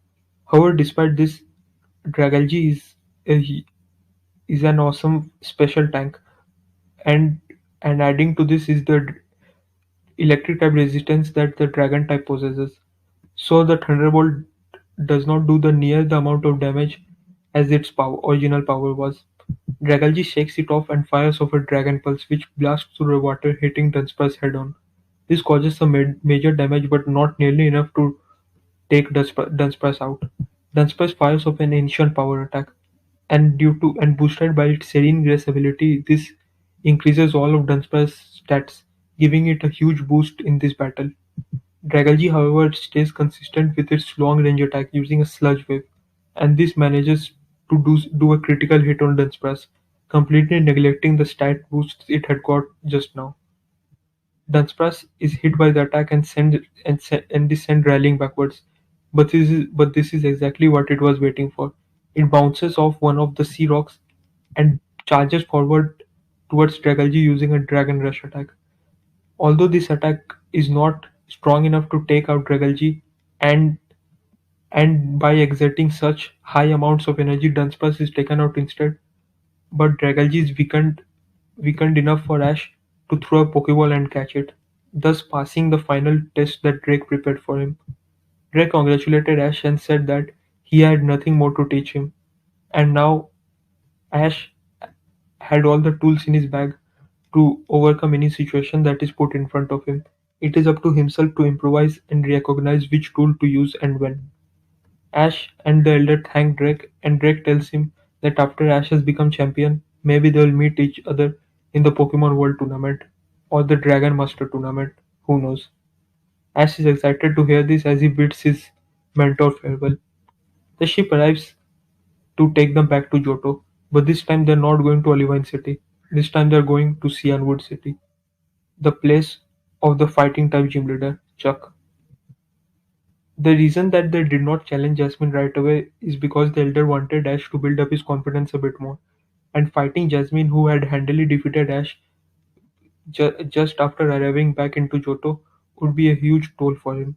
So he decided that battling Chuck would be a good test before battling Jasmine. So Ash, deciding that this is about time to bring his old Pokemon back, he sends Feebas back to Professor Oak's ranch and gets his Skarmory and Pupitar, deciding to use Skarmory, Pupitar, and Trico in his upcoming gym battle. He arrives at the Cianwood City Gym and is met by the gym leader Chuck. Chuck announces that this will be a 3-on-3 battle, and Ash makes a further request. He tells Chuck to use his best Pokemon and not to hold anything back, as he wants to test himself against the strongest version of the gym leaders. Chuck tells Ash that although that due to this being a 3-on-3 battle, he will be somewhat limited, but he will make sure to give Ash the best team he could possibly muster at this moment. So with that, the battle begins, as Ash sends out his Trico and Chuck sends out Hitmontop. Ash scans Hitmontop on his Pokédex and after seeing the stats realizes that Trico might have a speed advantage here, but all his notions are soon proven false, as Hitmontop fires off a really fast Mark Punch, hitting Trico head-on. Ash Ash asks what that move was, and Chuck replies that Mark Punch has a priority to it and will always strike first no matter the speed of the Pokemon.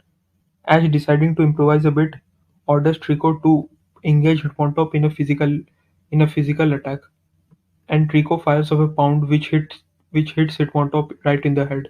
However, this does little to no damage, so Ash orders Trico to maintain his distance next and fire off a bullet seed attack.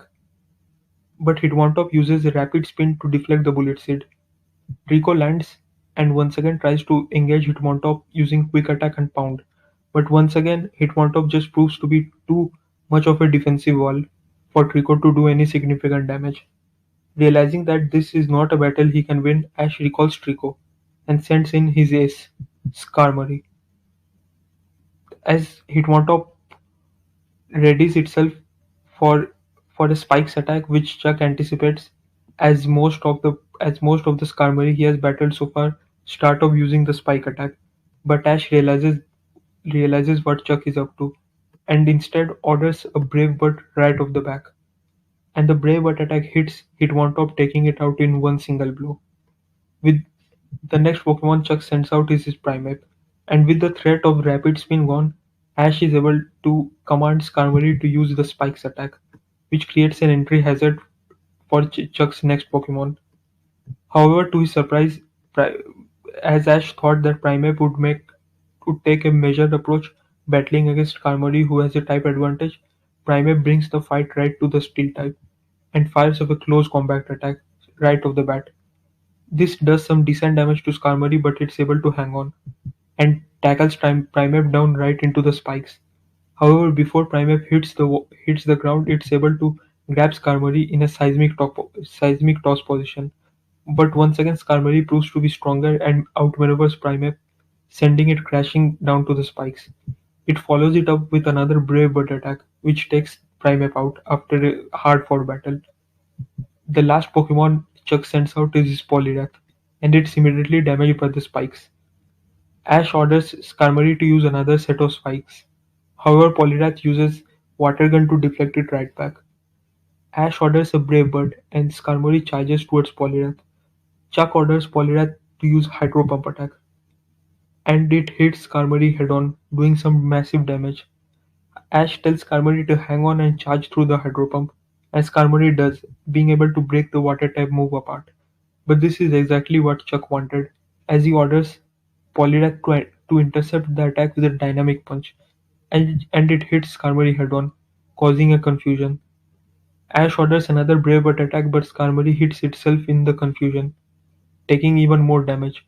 This allows Chuck to order a Hydro Pump which hits Skarmory head-on, taking it out. Ash sends out his Trico next, as he decides to preserve Pupitar for later on. The battle begins as Trico goes off with a bullet seed attack, which hits Polyrath, doing some decent damage. However, Polyrath is able to eat it and hit Trico with a double slap. Trico fires off a pound attack, and it hits.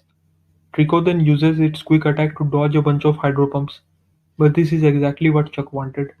As soon as Ash orders another pound attack, Chuck reveals his secret weapon he has on his Polyrath. This is Ice Punch, and it hits Trico straight in the face. And this super effective attack almost takes Trico out, but Trico is able to hang on through sheer will. The toughness training that he had went through under Drake is showing its fruits finally. However, this is not enough for Trico to overcome the power gap it's facing right now. As once again, as it tries another quick attack, Polyrath is able to grab it. It suspends Trico upside down and connects with a barrage of ice punches, each each one doing massive damage. Trico is almost knocked out, but before Ash could recall it, it undergoes its evolution into Grovyle. This is this is where the battle turns, as Grovyle is now able to utilize all its full potential that it couldn't do as simply a first stage Pokemon. Grovyle fires off a Leaf Blade attack, which is its newest move, and this does some decent damage on Poliwrath. However, Poliwrath, through sheer toughness, is able to tank it. Poliwrath then goes on the offensive using Hydro Pumps and Double Slaps, but most of them are either avoided or countered by Grovyle. Grovyle is not only matching Poliwrath in its power, but also showing an an insane amount of speed advantage over the water type. Poliwrath once again goes for an Ice Punch, but Grovyle dodges it and uses a quick attack. They head towards each other for one final collision. Grovyle using a Leaf Blade and Poliwrath using an Ice Punch, and the both attacks collide. But Grovyle is able to barely dodge the Ice Punch and hit Poliwrath with a Leaf Blade, and this is a critical hit, which takes the Water type out, giving Ash the victory and the Storm Badge. Chuck compliments Ash on winning the battle so handily, as he had yet to reveal his final Pokemon. But Ash tells Chuck that his final Pokemon was Pupitar, which would have been in a massive type disadvantage, and Grovyle was in a lot of ways his final trump card in this battle. Chuck nonetheless congratulates him and tells Ash that they should battle again, and Ash promises him that the next time they battle it will be a full six on six battle, in which he will be able to see Chuck's full power. After finishing up his gym battle and resting for a bit, Ash and the Elder decided to head back to Olivine City to finally get his rematch against Jasmine. But before that, the Elder advised Ash to visit the Whirl Islands, which was an excellent spot for training water type Pokemon. He advised that Feebas and Lapras would definitely benefit from training there. So with that, Ash swapped his Skarmory for Feebas, as he figured that Skarmory won't do much good in the upcoming gym battle. They both arrived at Wall Islands, and after getting adjusted to the climate, the training began. And truly enough, this training showed great improvements for not only Lapras but also Feebas. Lapras, of course, was doing her mentor role here and training Feebas in durability and speed. On one day of training, they ran into a stranger. The elder immediately recognized him as the champion of the Hoenn region, Wallace. Ash was excited to see him and remembered reading about him on in a magazine. He asked Wallace if he is truly the water type expert of the Hoenn region, and Wallace told him that that's quite a flattering way to be introduced to someone. Ash immediately asked him for a battle, and Wallace told him that although he was here to study on a rare Pokemon, a battle wouldn't be so bad. He told Ash that this will be a 3-on-3 battle, where after every elimination they will have to switch Pokemons. So basically, it will be a best of three battle. The first battle pitted Ash's Grovyle against Wallace's Whiscash. Grovyle immediately leapt forward and tried to hit Whiscash with a Leaf Blade attack, which would have been quadruple effective on the Water Ground type. However, before Grovyle could land the hit, it was hit square with a Blizzard attack, which caused it which caused it to be frozen and thus defeated. The next battle saw Ash use his Dragalge and Wallace send out his Ludicolo. Dragalge performed way better than Grovyle did, tanking many of Ludicolo's hits, even hitting it with a Sludge Wave, which did some amount of damage. However, it was soon taken out by an Ice Punch attack. The final battle saw Ash's Pupitar versus Wallace's Milotic. Although Ash hadn't battled alongside Pupitar for a long time, their teamwork did not show any signs of fight resting.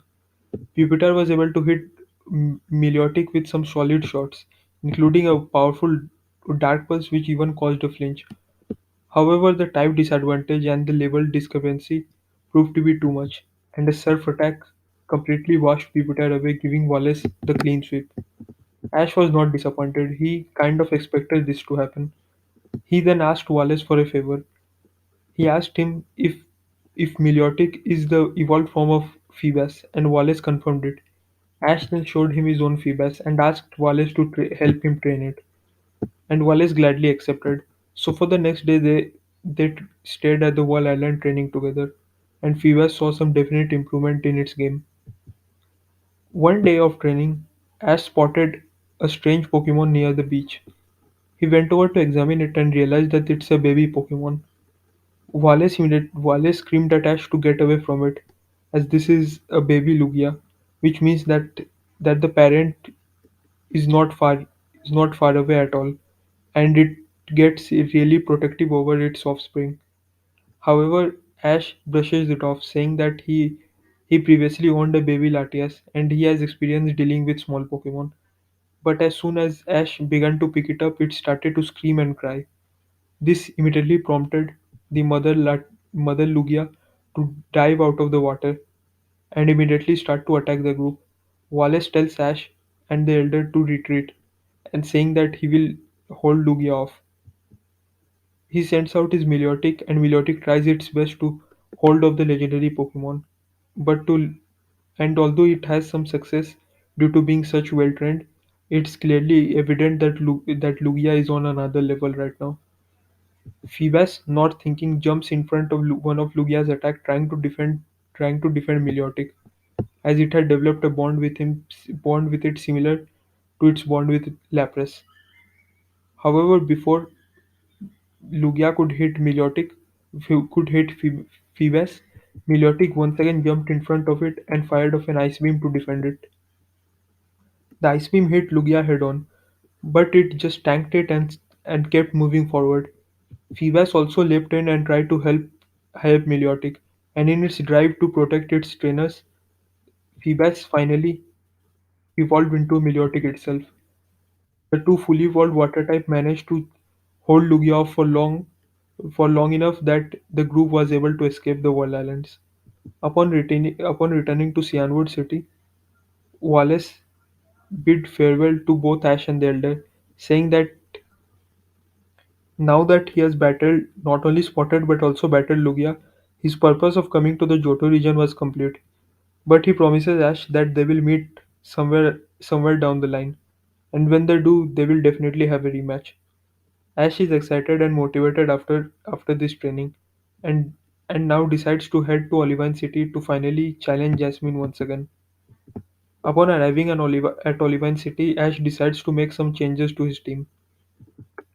Despite the Elder's advice of not doing it, Ash decides to use the same Pokemon that he used last time, as he owed them this victory, as the last time they had basically lost because of his overconfidence and insistence on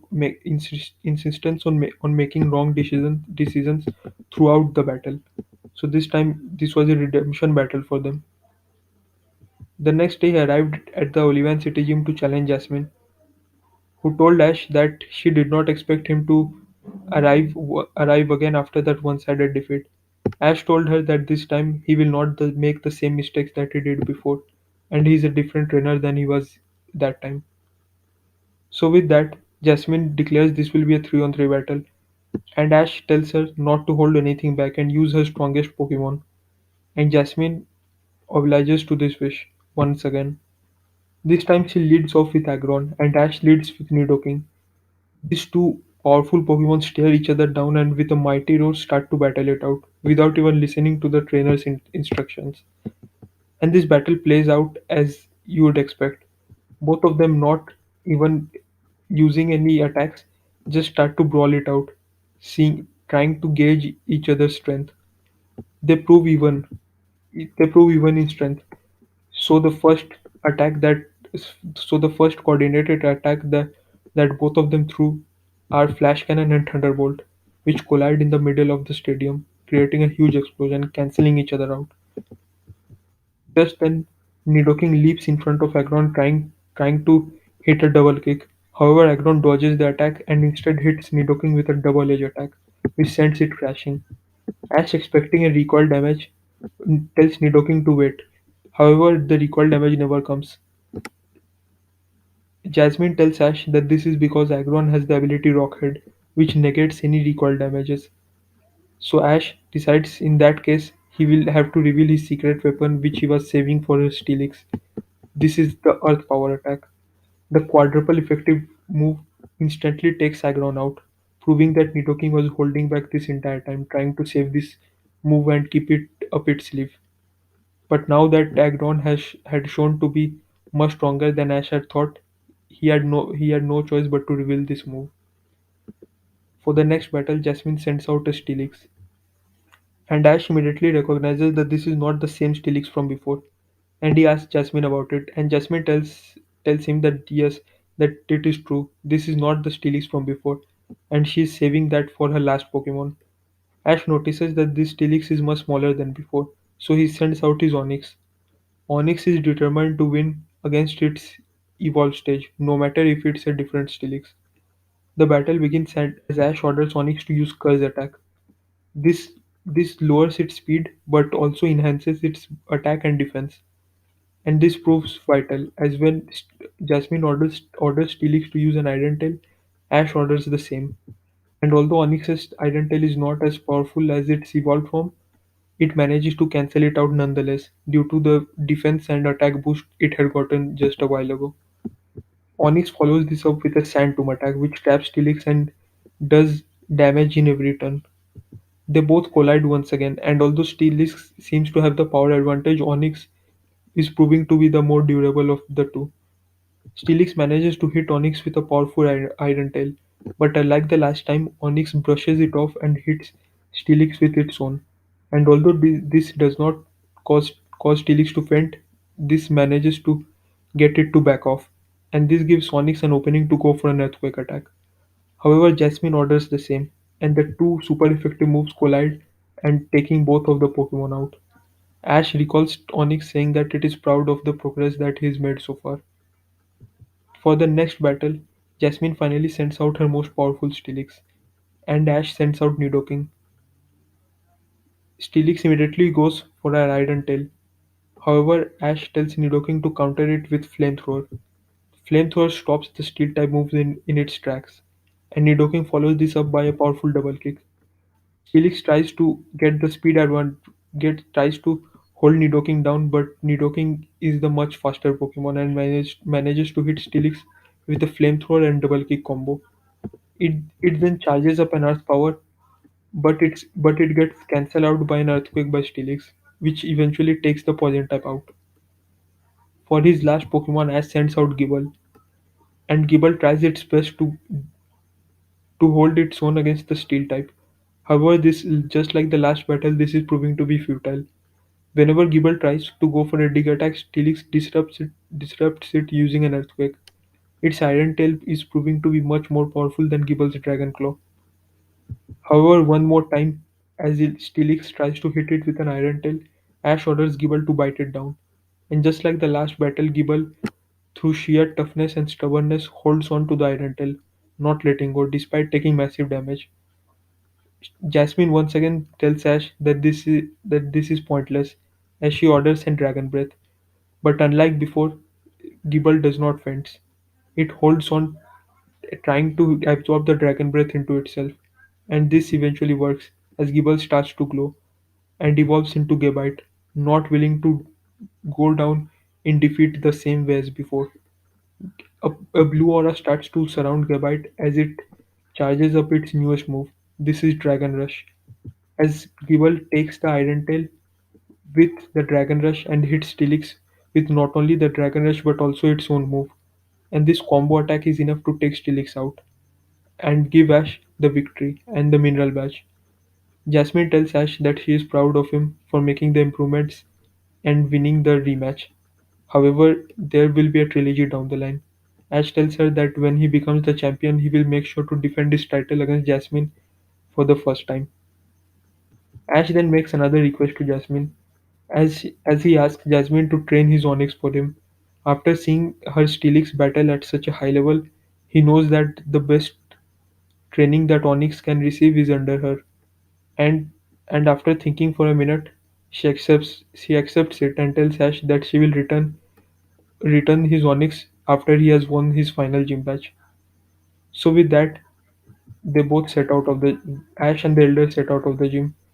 This is where the Elder parts ways with Ash and tells him that the main reason that he decided to travel with Ash was to introduce him to Drake and help him regain his confidence.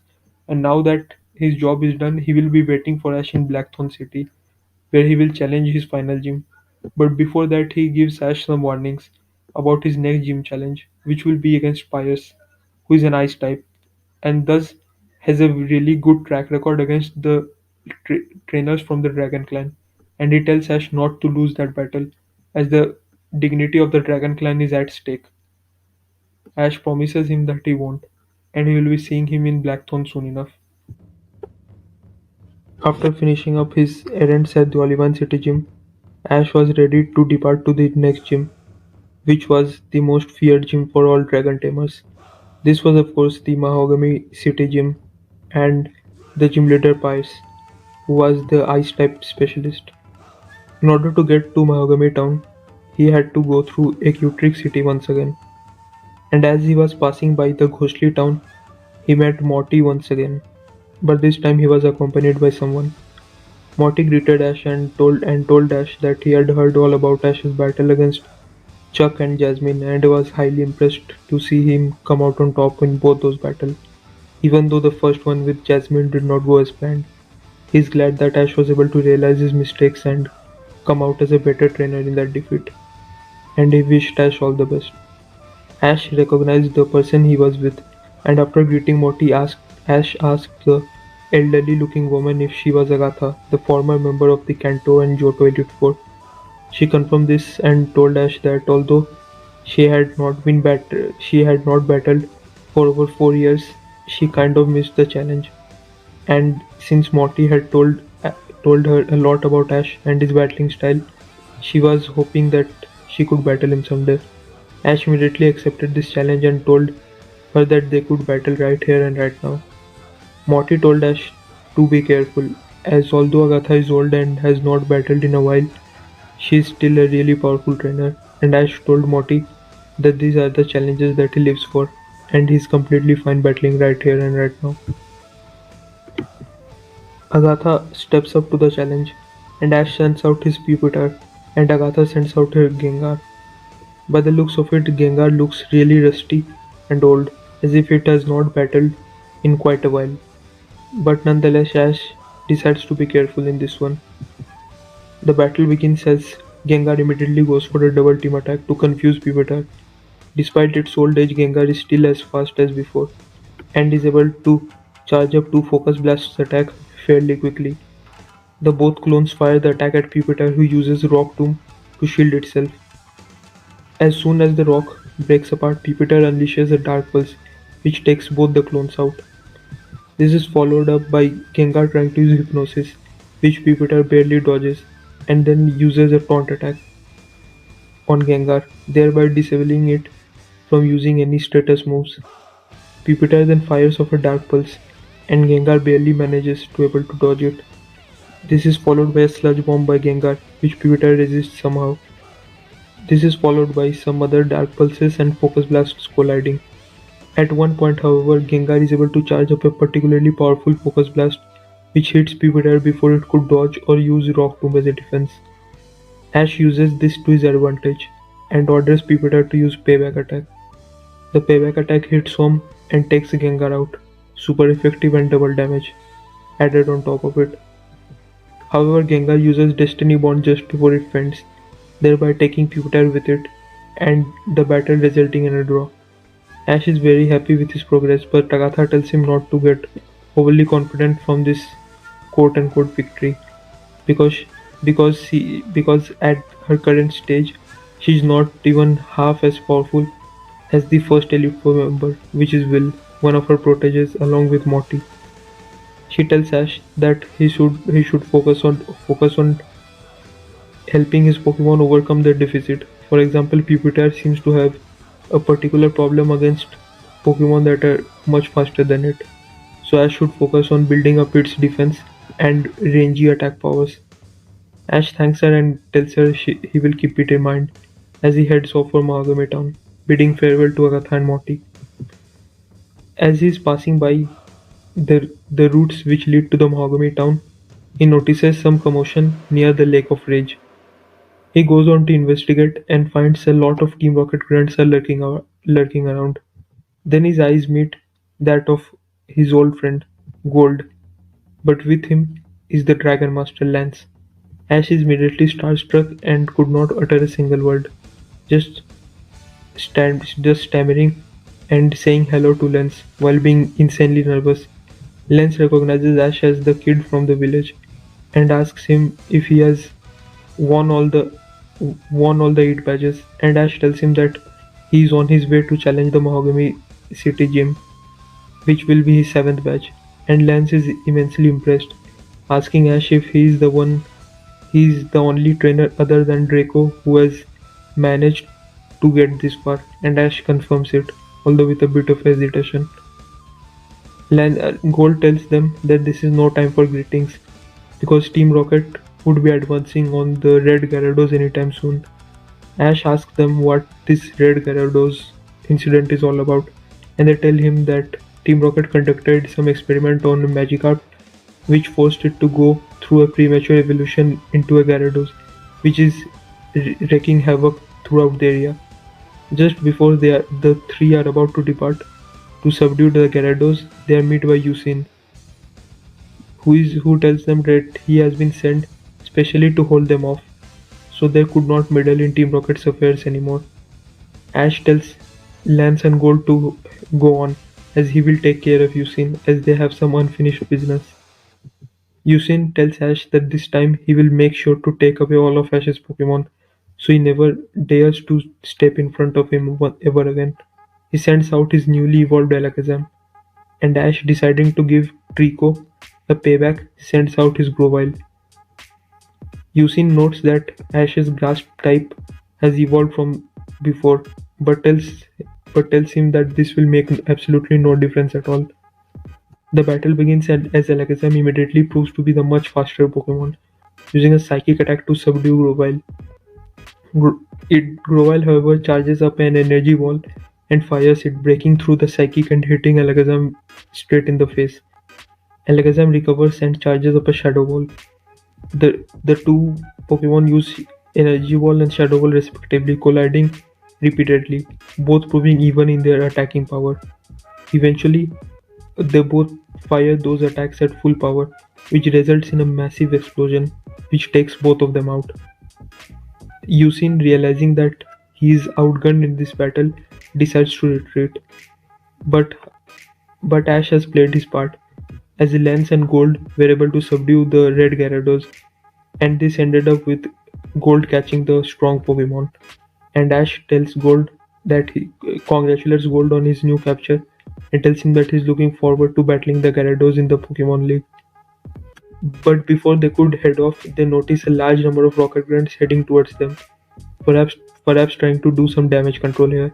Lance tells them to stay back and notice. He sends out a Charizard, which looks like it had undergone a very high level of training. and was a veteran of 100 battles. Just then, Lance unleashes some strange energy from his bracelet, and this turns out to be Mega Evolution, as Charizard evolves into Mega Charizard X, and it completely dismantles the entire Rocket Force. Lance, Gold, and Ash are in awe of this power, and Lance tells them that if they work hard and focus on developing their bonds with their Pokemon, they will also be able to unlock this power. Before departing, Lance meets Ash, and he tells him that for generations, Piers has been the major obstacle in the Dragon Clan village trainers' head from getting into the Pokemon League. But after seeing Ash's team, he's pretty confident that will be able to win this battle. But he tells Ash that just for challenge's sake, he should use Pokemon that are at a type disadvantage against Piers. This way, he will be he will get some necessary experience of battling at type disadvantages, as most dragon tamers have to deal with this. Ash tells him that he will definitely keep this in mind as he heads off to the Pokemon Center. Here he decides that he will only be using dragon type Pokemon for this battle, and Draco and Grovyle, because it has the grass typing, which is also weak to dragon. He substitutes his Nidoking for Dragalge as he heads off to the Mahogany City gym to challenge Piers. Piers notices his outfit and tells Ash that coming here was a waste of time, because for years and years, the only trainers who had been able to defeat only Dragon Clan trainers who have been able to defeat him are Lance and Draco, and no one else. And Piers is pretty sure that Ash is not the type of trainer who will be able to overcome the type disadvantage and defeat him. Ash tells Piers not to get cocky and get on with the battle, as he is here to have a battle and not talking. The battle begins as Piers sends out his Weavile and Ash sends out Gabite. Weavile immediately starts to show its speed advantage by sliding across the icy floor and hitting Gabite with many sneak attacks. Gabite at one point is barely able to dodge an ice shard by Weavile. However, Weavile follows this up by a barrage of ice shards, which he is pretty sure that Gabite won't be able to dodge. But to their surprise, Gabite unleashes a Fire Fang attack and bites down on all the ice shards. This is followed by Weavile once again using the icy floor to his advantage and hitting a lot of sneak attacks. In order to neutralize this field advantage, Ash orders Gabite to use Earthquake, and this strategy works as the Earthquake attack shatters the entire battlefield, rendering Weavile motionless for a time being. This is followed by a collision between Weavile's Icicle Crash and Gabite using Stone Edge. Eventually, Stone Edge is able to overpower the Ice-type attack and takes Weavile out with a powerful critical hit. The next Pokemon that Piers sends out is Dewgong. Ash substitutes Gabite for Dragalge. The two Pokemon engage in a long-range battle, with Ice Beam colliding with Dragon Pulse, and later Dragalge using a Sludge Wave and Dewgong using Surf. While this battle goes on, Piers commends Ash for getting so far, as most of the Dragon Clan trainers were defeated by his Weavile alone. Ash tells Piers to focus on battling rather than their talking, as the constant jabs from the old man was getting to his head a little bit. Ash, deciding that enough is enough, orders Dragalge to use its most powerful move, a move that he learned from watching the battle between Drake and Ryuga. This is Draco Meteor. Dragalge unleashes the most powerful Dragon-type move, which rains down on Dewgong, taking it out and submerging it beneath water. The final Pokemon that Piers sends out is his Mamoswine. Dragalge starts off with a Sludge Wave, which Mamoswine is able to dodge by using the water to shield itself. This is followed by a Dragon Pulse by Dragalge, which Mamoswine easily dodges once again, proving that despite its bulky size, it's much faster than Dragalge. Dragalge, having taken a lot of damage in its battle against Dewgong, is unable to withstand a powerful Ice Fang, which takes it out. Ash sends out Gabite next. and Gabite immediately goes for Stone Edge, which Mamoswine counters by using high horsepower. Mamoswine once again goes for an Ice Fang, but Gabite counters it with a Fire Fang, both attack neutralizing each other. They both go for Earthquake attack, which further shatters the battlefield. Eventually, Gabite powers up and uses a Dragon Rush, which is able to hit Mamoswine head-on, and despite doing some decent damage, Mamoswine is able to deflect it. Gabite, while in midair, uses a Stone Edge attack, which once again hits Mamoswine, but this time Mamoswine counters with a Blizzard attack. Due to being midair, Gabite is unable to dodge and is taken out by the quadruple effective attack. Ash sends out Grovyle as his final Pokemon. Grovyle immediately goes for Energy Ball, but once again Mamoswine uses Blizzard. Although Energy Ball is able to minimize the damage, Blizzard still hits somewhat, causing some massive damage to Grovyle. Grovyle gets in close and tries to hit Mamoswine with a Leaf Blade, but Mamoswine uses Ice Fang to send it crashing backwards. Grovyle unleashes a Brick Break attack, which hits home, but once again Mamoswine uses Ice Fang. It seems that for every hit that Grovyle lands, Mamoswine is able to land 2 or 3. And this narrative continues as Mamoswine is able to hit Grovyle with a Blizzard attack head-on. Grovyle barely manages to dodge it, but it is met by a high horsepower, which sends it crashing into the ice. Seeing no other option and being pushed to its absolute limits, Grovyle evolves into Sceptile. Now the power advantage is covered, and when Ash orders Sceptile to use Energy Ball, Sceptile summons 3 Energy Balls instead of the 1, and these attacks hit Mamoswine head-on, causing some super effective damage. Despite having the power advantage, Sceptile has taken some decent damage from Mamoswine, and this is proven as Mamoswine is able to battle Sceptile at an even speed, despite Sceptile being much faster. And this is due to the damage that Sceptile has taken so far. Mamoswine is able to hit it with a Blizzard attack, but just as it appears that Sceptile is about to crumble to the super effective Ice type move, it begins to glow in a bright green light. The keystone the Sceptilite that it was holding reacts to Ash's keystone, and this allows Sceptile to evolve into Mega Sceptile. It immediately jumps out of the Blizzard and hits Mamoswine with a powerful Brick Break attack. This is followed by its newest move, Leaf Storm. Although Mamoswine tries to counter it with Blizzard attack, the powerful Grass type moves manages to break through the Blizzard and hit Mamoswine head-on, taking it out with one blow, thereby giving Ash the victory and the Ice Patch. However, Sceptile, not being able to withstand the power of Mega Evolution due to this being its first time, also faints. But Pius awards him the badge nonetheless, and tells him that he is extremely proud of someone from the Dragon Clan to have defeated him in this fashion and unlock the power of Mega Evolution. Ash thanks him for the battle and tells him that this battle was really important for him, as this was not only for him to defend his village's honor, but also helped him a lot to grow as a trainer. And Pius tells him that if he's not retired by the time Ash has become champion, they will definitely have a rematch. And with that, Ash wins his 7th badge, and the only stop which is left for him is the 8th badge, which sends him back home to Blackthorn City, thereby his journey coming to a full circle finally. In order to get to Blackthorn City, Ash had to cross the icy cave, which connected Mahogany Town to the Dragon Village. However, as you expect from someone who is from the Dragon Clan, Ash does not prefer ice at all.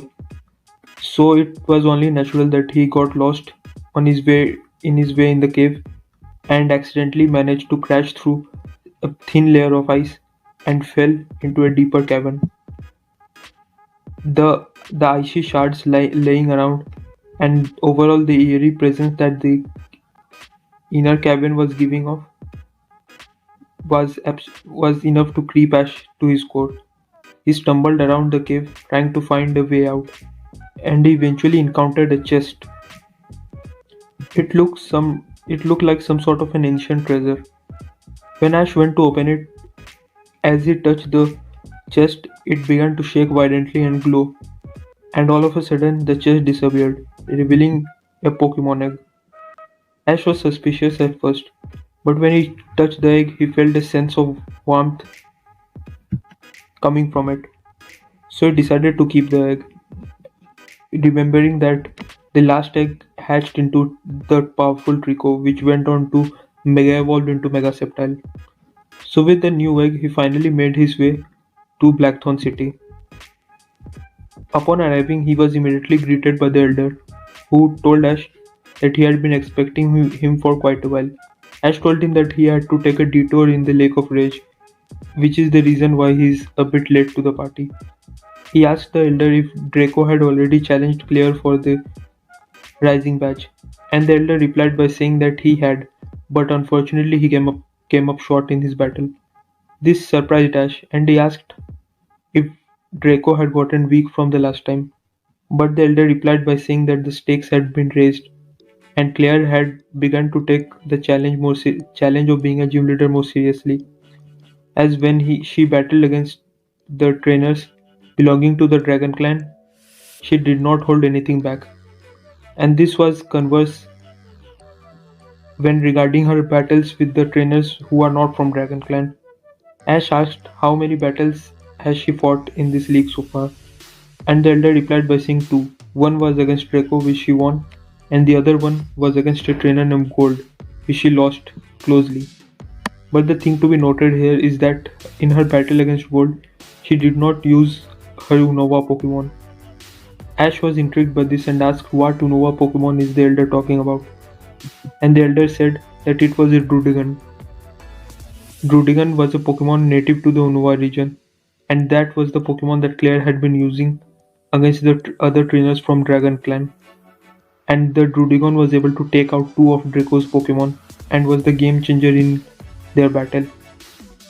Ash decided that he should not rush into this battle and take his time to prepare for it. So he trained for the next few days he trained in the Dragon Shrine, sharpening up his Pokemon and preparing a solid strategy to counter Drudigan.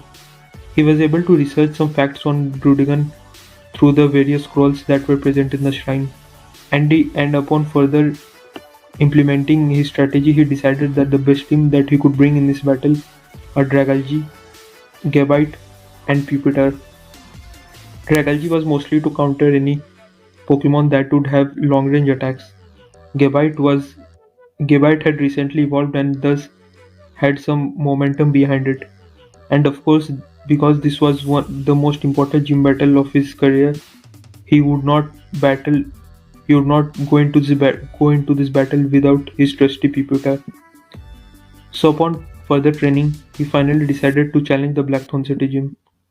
When he entered the gym, he was greeted by Claire, who told Ash that she had been expecting him for quite a while, and she hopes that he would give him a better challenge than Draco did. Ash thought about this, and then it occurred to him. This may be the only time that he could actually best Draco at something, because based on the recency of their battle, Draco would not challenge Claire for a while now, and this gives Ash a chance to get a head start on the Indigo League. As the battle starts, Claire sends out her Kingdra, and Ash sends out Dragalge.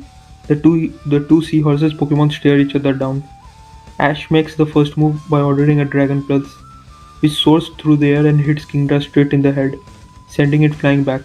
However, Kingdra also fires off a Dragon Pulse, which hits Dragalge but does not do near the amount of damage. Claire recognizes that Dragalge not only matches Kingdra in its special prowess, but also is more bulky than Kingdra is, so she cannot do a head-to-head battle against the Poison Dragon Pokemon. She decides to use the one stat in which Kingdra has the advantage over Dragalge, that is of course speed. She orders a Rain Dance, and this immediately triggers Kingdra's Swift Swim ability. Kingdra is able to evade most of Dragalge's attacks, and by the time Dragalge manages to land one decent hit, Kingdra hits it with 2 or 3. A powerful surf attack from Kingdra does some decent damage to Dragalge despite Dragalge resisting the water. Dragalge counters the next surf attack with its sludge wave. The two attacks cancel each other out.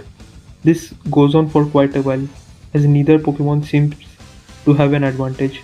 However, Kingdra's speed is proving to be too much for Dragalge.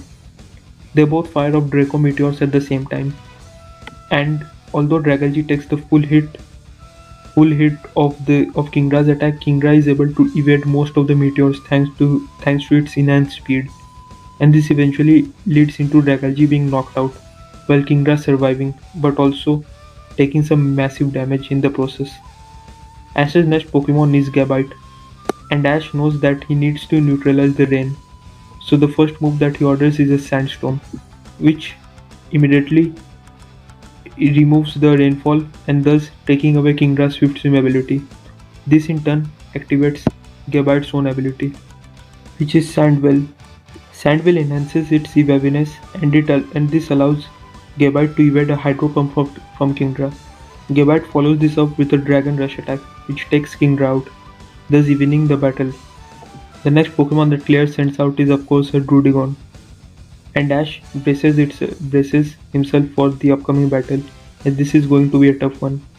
Thankfully, the Sandstorm is still rolling, which would give Gabite some terrain advantage here. Gabite opens up with a Dragon Rush, charging straight at the Unova Dragon. However, Druddigon uses a Dragon Claw to cut through Gabite's attack, causing massive damage to it. Furthermore, Druddigon's ability Rough Skin causes additional damage to Gabite on contact. Gabite leaps backwards and evades a Dragon Pulse from Druddigon, once again thanks to its Sandwell ability. Gabite then follows this up with a Stone Edge attack, which hits home, and because Stone Edge is a no-contact move, Gabite is safe from Rough Skin. However, despite landing some decent hits, Gabite's attack only do as much as to slow Druddigon down, not doing massive damage, unlike Druddigon, whose Dragon Pulse and Dragon Claw are bringing Gabite's HP down considerably. Ash realizes that the only way that he can win this battle is by using Gabite's speed advantage and the Sandwell ability, and launching sneak attacks at Druddigon rather than taking it head on. So he orders Gabite to use Dig. As Claire starts laughing, she tells Ash that she was waiting for him to make this move, and orders Druddigon to use Earthquake attack. Earthquake blasts through the entire arena, causing massive damage to Gabite, who is still underground. Ash thinks that this battle is over, as he prepares to send in Pupitar. However, just then the entire floor erupts as something emerges from the hole, and this is not Gabite. This is Garchomp, taking so much damage and finally fighting another dragon type which it considers as a rival at this point. Gabite is able to channel its energy and evolve into Garchomp. The battle immediately becomes even. You could even say that Garchomp has the advantage because the Sandstorm is still rolling around, and this gives Garchomp enough power to not only match Druddigon in its strength, but also overpower it momentarily. Garchomp takes advantage of this momentum and uses a much more powerful Dragon Rush attack, which collides with Druddigon, taking it out. However, due to all the damage it has taken so far, Garchomp also goes down, bringing both Ash and Claire down to their last Pokemon. Claire sends out her Dragonite, and Ash sends out his Pupitar, both sending out the starter Pokemon. Claire immediately orders Dragonite to go for Dragon Dance, which boosts its attack and its speed. Ash orders Stone Edge, but Dragonite is easily able to evade the attack and connect with a Iron Tail on Pupitar. Pupitar tries to go for a payback attack, however Dragonite stops it in its tracks using a Twister attack, causing some massive damage. Pupitar is able to connect with the Dark Pulse, however the second Dark Pulse is dodged by Dragonite. Claire orders another Iron Tail, but this time Ash orders Pupitar to use Stone Edge to shield itself, and although Pupitar is able to get the shield up in time, the Iron Tail blasts through the rocks, hitting Pupitar head on. Once again, Pupitar tries to go for a payback attack, but this time Dragonite takes a page out of Pupitar's playbook, using Iron Tail to defend itself, just as Pupitar did with Stone Edge. Ash orders a Dark Pulse which hits. However, this time instead of trying to dodge it, Claire orders Dragonite to use Dragon Rush to charge through the Dark Pulse. As this works, as Dragonite's boosted attack gives it enough of a boost to power through the Dark type attack and hit Pupitar head on. The dragon, as soon as Pupitar is hit by the Dragon Rush, it starts to absorb the energy, confusing everyone. As Dragonite tries its best to run through Pupitar, Pupitar starts to glow, absorbing every ounce of the Dragon Rush that Dragonite is using right now. And this continues until Pupitar starts to grow and it evolves into a demonic looking Tyranitar. Tyranitar takes the appearance with a black color and its scale turn into red, just like Ash's outfit. Dragonite once again goes for an Iron Tail, and it hits, but unlike previously, it does not do massive damage. Claire is surprised as to why Iron Tail would not do damage on a rock type Pokemon, but she has no time to think about this. Ash orders a Dark Pulse. However, this time the Dark Pulse is much more powerful as it blasts through Dragonite, sending it crashing backwards. Claire orders a Dragon Rush, which hits Tyranitar and does some massive damage. Claire theorizes that somehow Tyranitar has gained the Dragon typing, which is confusing to her. However, Ash orders Tyranitar to unleash its energy using a payback attack, but instead Tyranitar charges up a peculiar looking attack and fires off a reddish beam towards Dragonite, which completely envelops the Dragon type and takes it out. Everyone is surprised to see this weird attack from Tyranitar, but Ash does not care. He has finally defeated Claire and won his 8th badge, and now there is nothing standing in his way from achieving his dream of becoming the champion of the Johto region. Claire congratulates Ash and says that although normally she would be salty after losing a battle, she has no shame in admitting that Ash was the better trainer here, as she awards him with the Rising badge. And with the 8th badge complete, the only thing standing in Ash's way and the Elite Four is the Victory Road. After defeating Claire, Ash straight away went to meet the Elder. There the Elder told him that he was proud of him for finally achieving his dream of getting the Rising badge and proving everyone in the village wrong. He however told Ash that his journey does not end with proving villagers wrong, but his main focus should be proving himself right, and there is only one way to do this: to defeat Lance and become the undisputed champion of the Johto region.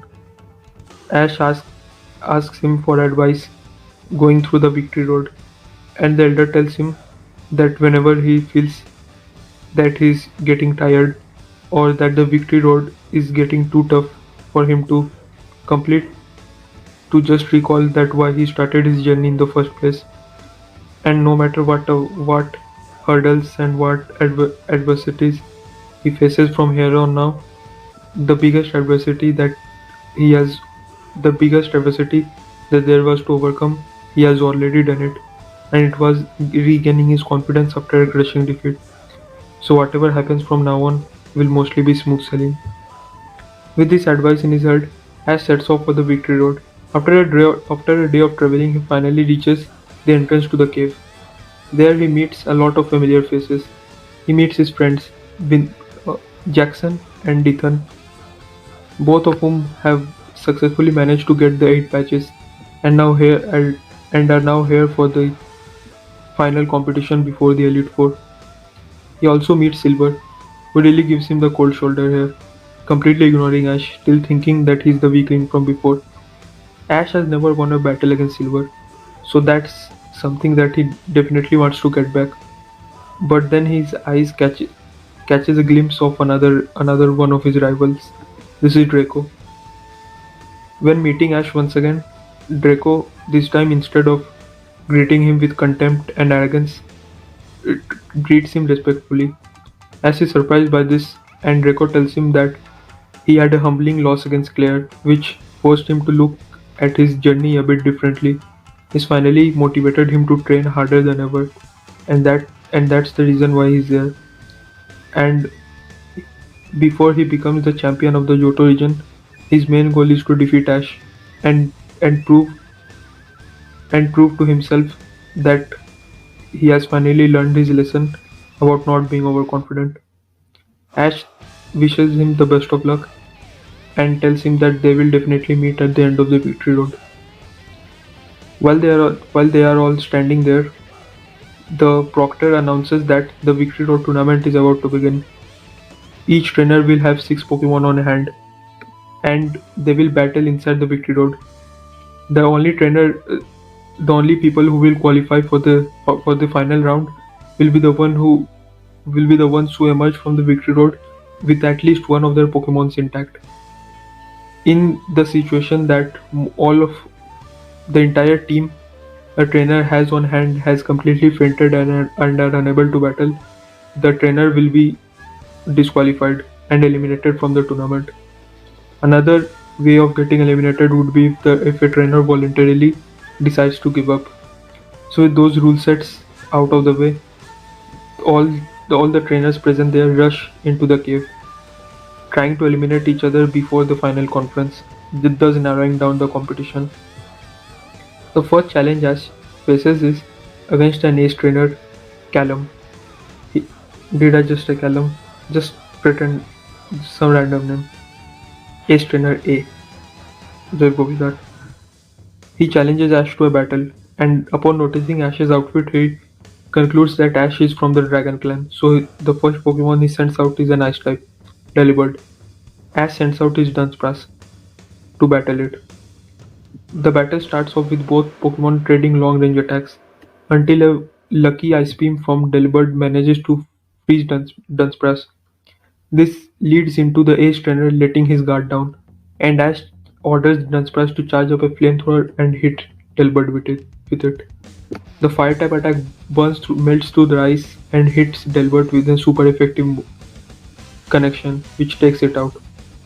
The next Pokemon that the Ace trainer sends out is his Golem. Ash immediately switches Dunsparce for Milotic. Golem starts off with a rollout attack which Milotic barely manages to dodge. However, the momentum from hitting the cave only increases the power of the rollout, and Milotic is forced to go for a Hydro Pump, which washes through Golem and does some massive damage. However, just before it faints, Golem goes for an explosion attack, which destroys a large area of the cave and also takes Milotic out of the occasion, rendering it unable to battle for the rest of the tournament. Ash is disappointed at this, but thanks to the huge explosion he is able to escape the battle, thus preserving the rest of his Pokemon for a later round. While he is trying to escape the cave, Ash encounters some rocket grunts, who recognize Ash from spoiling their plans at the Lake of Rage.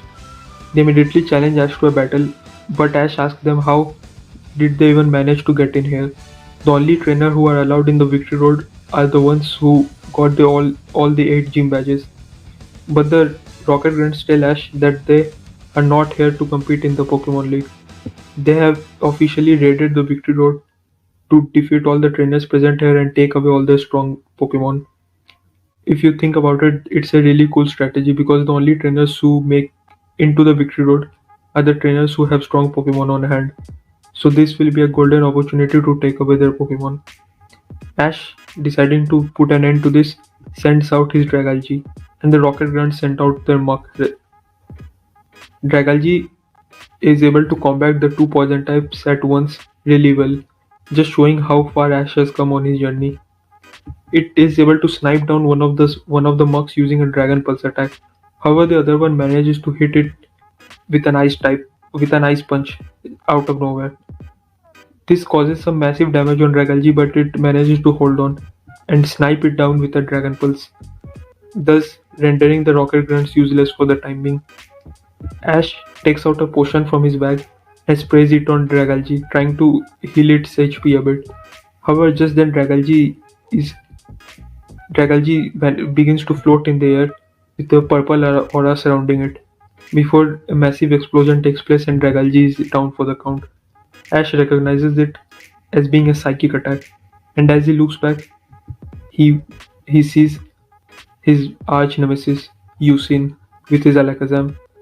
Yusin tells Ash that he was expecting to find him here, and now is the time to settle the score. He spoiled his plans at the Lake of Rage and embarrassed him, and now he will have his payback. Without even Ash sending it out, Sceptile lets itself out of the Pokeball, keen on battling against his rival Alakazam. This will be the third battle between the two Pokemon, and they both start off with Energy Ball and Psyshock respectively, which results in a massive explosion. Then Alakazam uses a Psychic attack to suspend Grovyle into the air and hold it there. It then fires off 3 Shadow Balls. Grovyle is somehow able to fire off a Dragon Pulse, so his Sceptile is somehow able to fire off a Dragon Pulse and intercept one of the Shadow Balls. But the other two hit it and do some massive damage. Alakazam then charges up another Shadow Ball, but this time Sceptile counters it with an Energy Ball. Energy Ball is able to overpower Shadow Ball and hit Alakazam with both the attacks, causing some massive damage. Alakazam falls down, and then Yusin tells Ash that now is the time to get serious. He reveals a Mega Stone in his hand, and Ash quickly resorts to do the same. Both the Pokemon start to glow and undergo their Mega Evolution, Sceptile into Mega Sceptile, and Alakazam into Mega Alakazam. Now that they both are in their Mega forms, their attack are magnified. Shadow Ball and Energy Ball once again collide, but this time they cancel each other out. Alakazam then unleashes a much more powerful variation of the Psyshock, which causes some massive damage to Sceptile. Sceptile is able to evade most of Alakazam's attack, but Alakazam is also fast in its own right. However, the battle ends after Sceptile is able to charge up a powerful Leaf Storm and overpower Psychic attack, thus taking Alakazam out. But Sceptile is also tired from this battle and is unable to maintain its Mega form. Ash moves in to capture Yusin, but just then a huge army of Rocket Grunts appear behind him. Yusin tells Ash that he was just buying time to gather his team at this point, and now he will have all of Ash's Pokemon, including the Sceptile.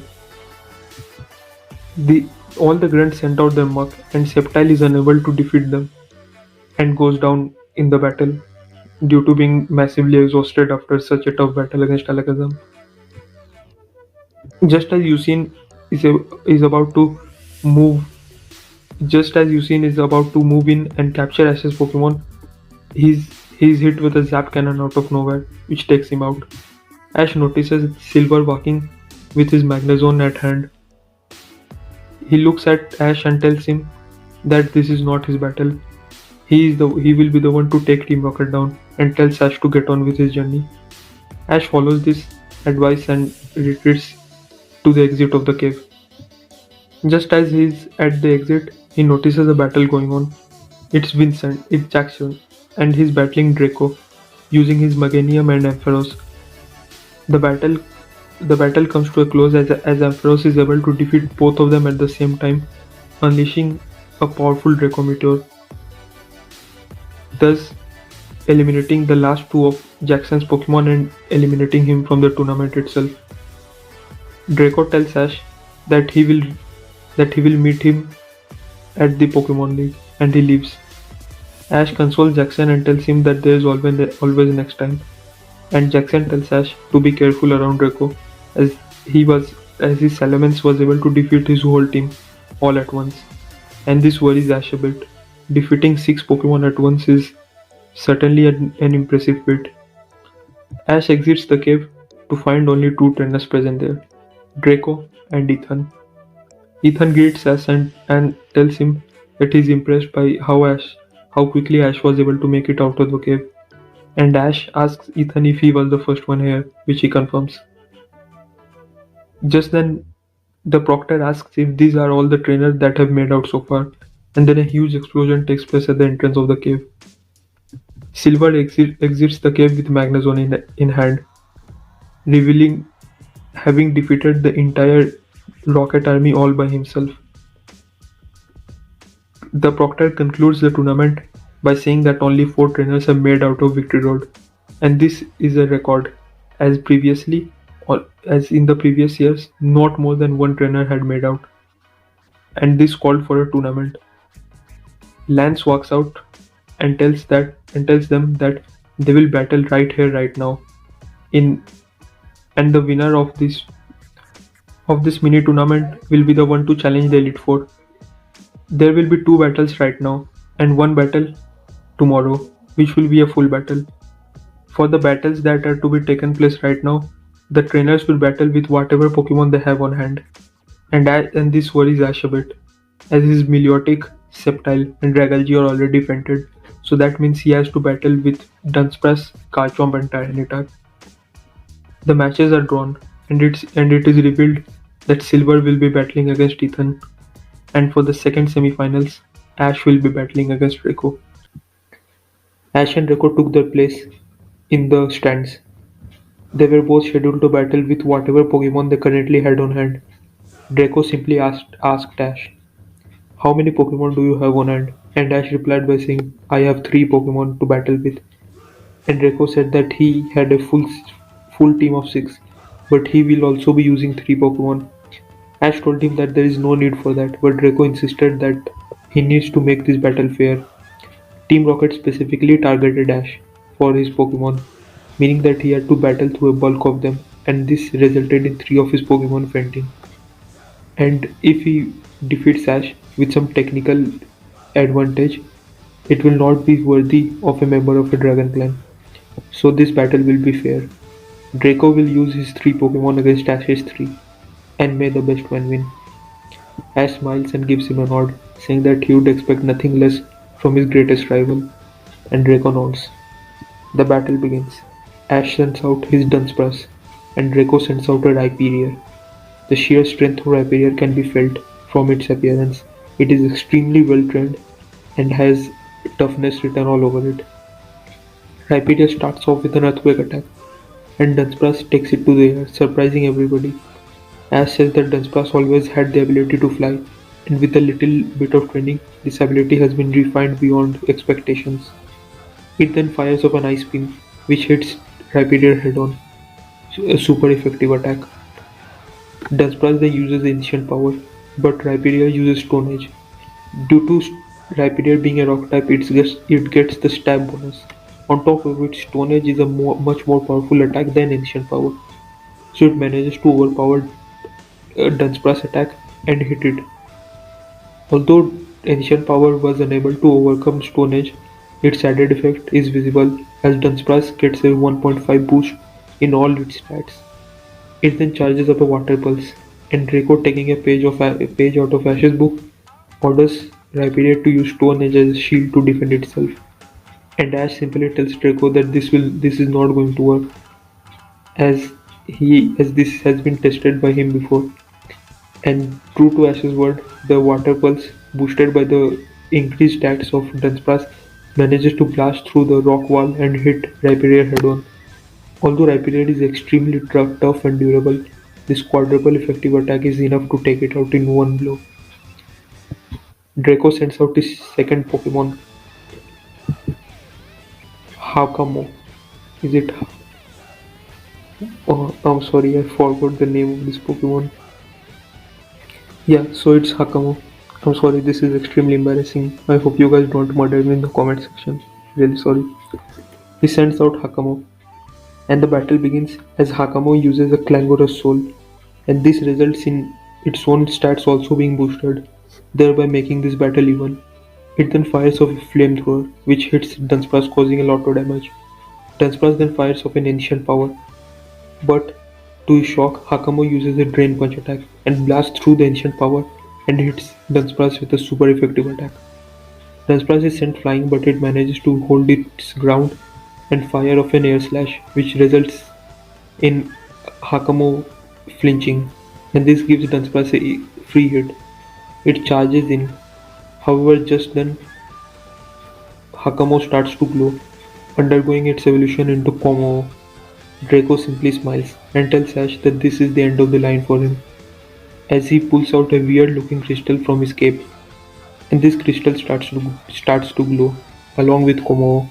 Ash, Ash recognizes that this seems familiar to Mega Evolution, but this is something entirely different.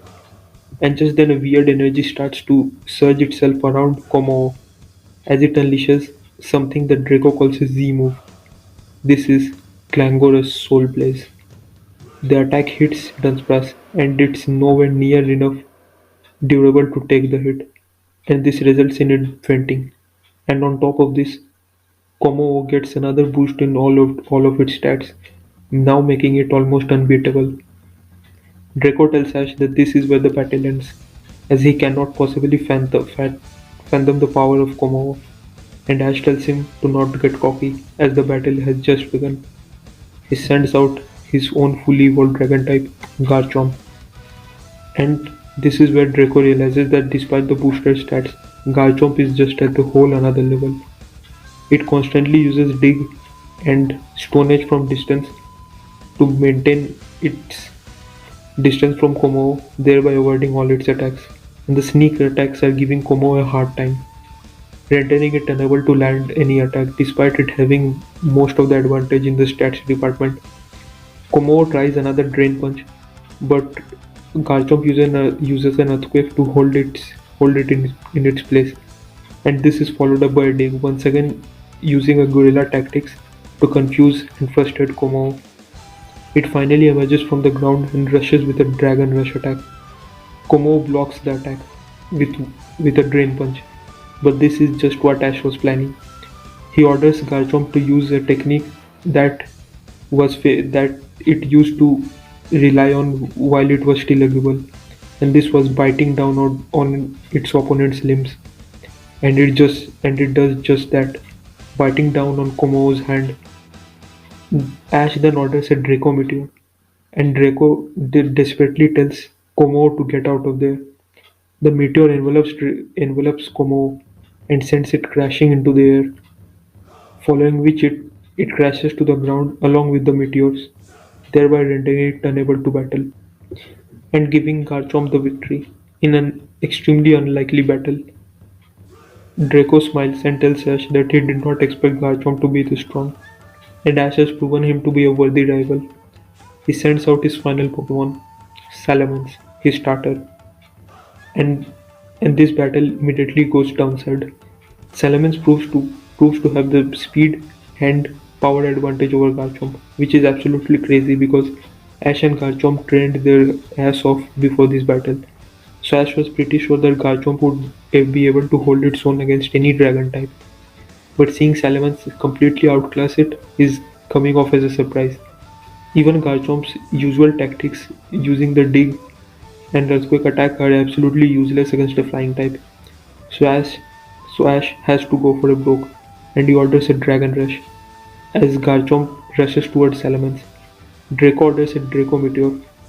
Yeah, that definitely sounded weird. However, Garchomp is able to dodge every meteor and hit Salamence head on, causing a massive explosion. But when the dust settles, it is revealed that Salamence has undergone its mega evolution into Mega Salamence, and it is holding Garchomp, thereby stopping the Dragon Rush straight in its tracks. Draco then orders a Dragon Pulse, which hits Garchomp at a point blank range, and this is enough to take down the mighty Garchomp, thereby bringing Ash down to his last Pokemon. Ash sends out his own starter, Tyranitar, thereby bringing the story into a full circle. These Pokemon had battled two times, once in their first stage and the next battle was in their second stage. And in both the battles, Salamence was able to completely outclass Tyranitar, and Draco assured us that this time it will be no different, as Ash and Tyranitar looked on determined to prove him wrong. Tyranitar starts off with its own version of the Dark Pulse, which Salamence barely dodges, thereby showing Tyranitar's improved speed. This goes on for a while, with both Pokemon trading long range attacks, before realizing that they are even in their department, so they have to get in close. Draco goes for the broke, ordering a Brick Break attack, as Salamence rushes in towards Tyranitar. It hits it with a Brick Break, but Tyranitar, taking a page out of Salamence's book, holds on to its wings and unleashes a point-blank dart pulse, which sends it flying. However, Salamence is able to recover pretty quickly. This battle is tooth and nails, both proving to be even. Salamence lands a Brick Break, and once again Tyranitar lands a Dart Pulse.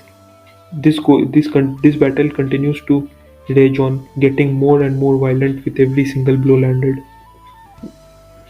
When Tyranitar seems to have gained the upper hand, Salamence is able to overcome it by flying into the air and launching powerful long-range attacks. And when Salamence seems to have gained the upper hand, Tyranitar is able to intercept most of its attack and counter them. Draco finally realizes that he needs to go for his most powerful move to end this, as he orders Salamence to go for Outrage. He tells Ash that although Tyranitar may have gained the dragon typing, it is not a true dragon, and this attack will prove it. Salamence starts to envelop itself in a bright red aura, which is emitting a sheer amount of rage. And with the outrage attack charged in, it rushes towards Tyranitar, hitting it continuously back to back to back. And this causes massive damage as Tyranitar, due to being the part dragon type, is weak to other dragon attacks. Ash desperately calls Tyranitar to hold on, as every time Tyranitar is knocked down, through sheer will it gets back up. Draco tells Ash that him and his Pokemon are really tough, but there is a difference between being tough and being talented, and this time he will prove that his raw talent will beat Ash's toughness, as he orders a final blow. As Salamence rushes in, Ash tells Tyranitar that this is time to unleash their special attack, as Tyranitar fires off its own version of the Dragon Pulse, which also takes a bright red aura around it. Salamence flies into the Dragon Pulse, and an epic collision takes place. Salamence trying to blast through the Dragon Pulse and into Tyranitar, and Tyranitar trying to use the Dragon Pulse to hold Salamence off and send it flying backwards. In the stands, the Claire and the Elder look on, alongside other members of the Dragon Village. All of them at amazement to see how the Pokemon that they thought was a weakling was now battling the strongest Pokemon of the Dragon Clan village. The battle ends after Tyranitar's Dragon Pulse is able to overcome Salamence's outrage and send it crashing backwards, knocking it out, giving Ash the victory and qualifying him for the finals. Ash hugs Tyranitar and says that they have finally done it. They have not only defeated Draco but also proved to everyone that hard work can beat raw talent every time.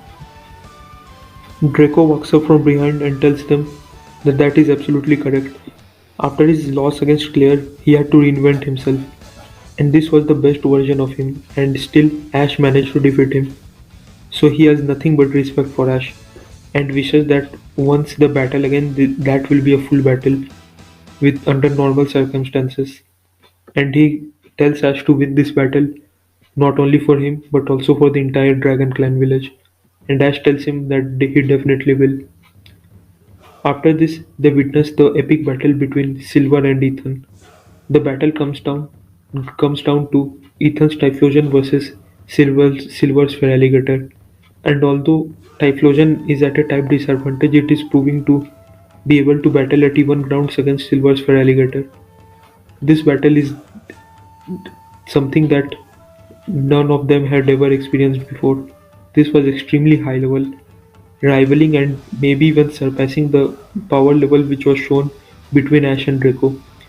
The battle comes to its climax when Ethan orders a Blast Burn attack and Silver orders a Hyper Beam attack. Both attacks collide, resulting in a huge explosion which shatters the entire stadium. But when the dust settles, Typhlosion is the one to emerge victorious, thereby making Ethan the second qualifier. Silver congratulates Ethan but tells him that this is just the first step in his journey to become the strongest trainer in the world, and they will definitely have a rematch. Before departing, Silver looks at Ash and tells him that he will get his rematch as well before leaving.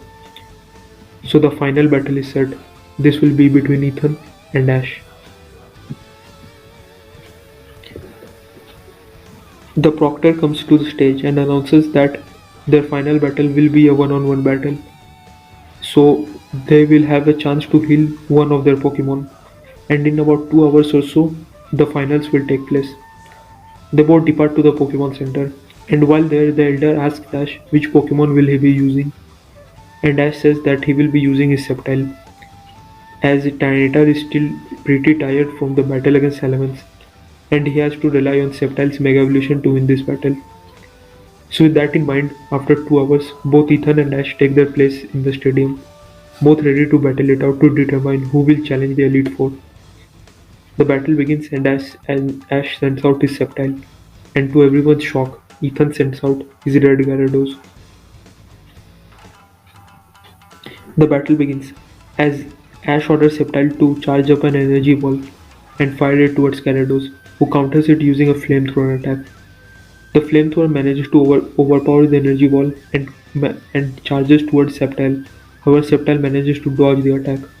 It then fires off a Dragon Pulse, which Gyarados counters by using a Dragon Breath. The two Dragon type moves collide, which results in an explosion. Sceptile uses this explosion as cover to get in close on Gyarados and fire and use a point blank energy ball, which causes some major damage on the water and flying type.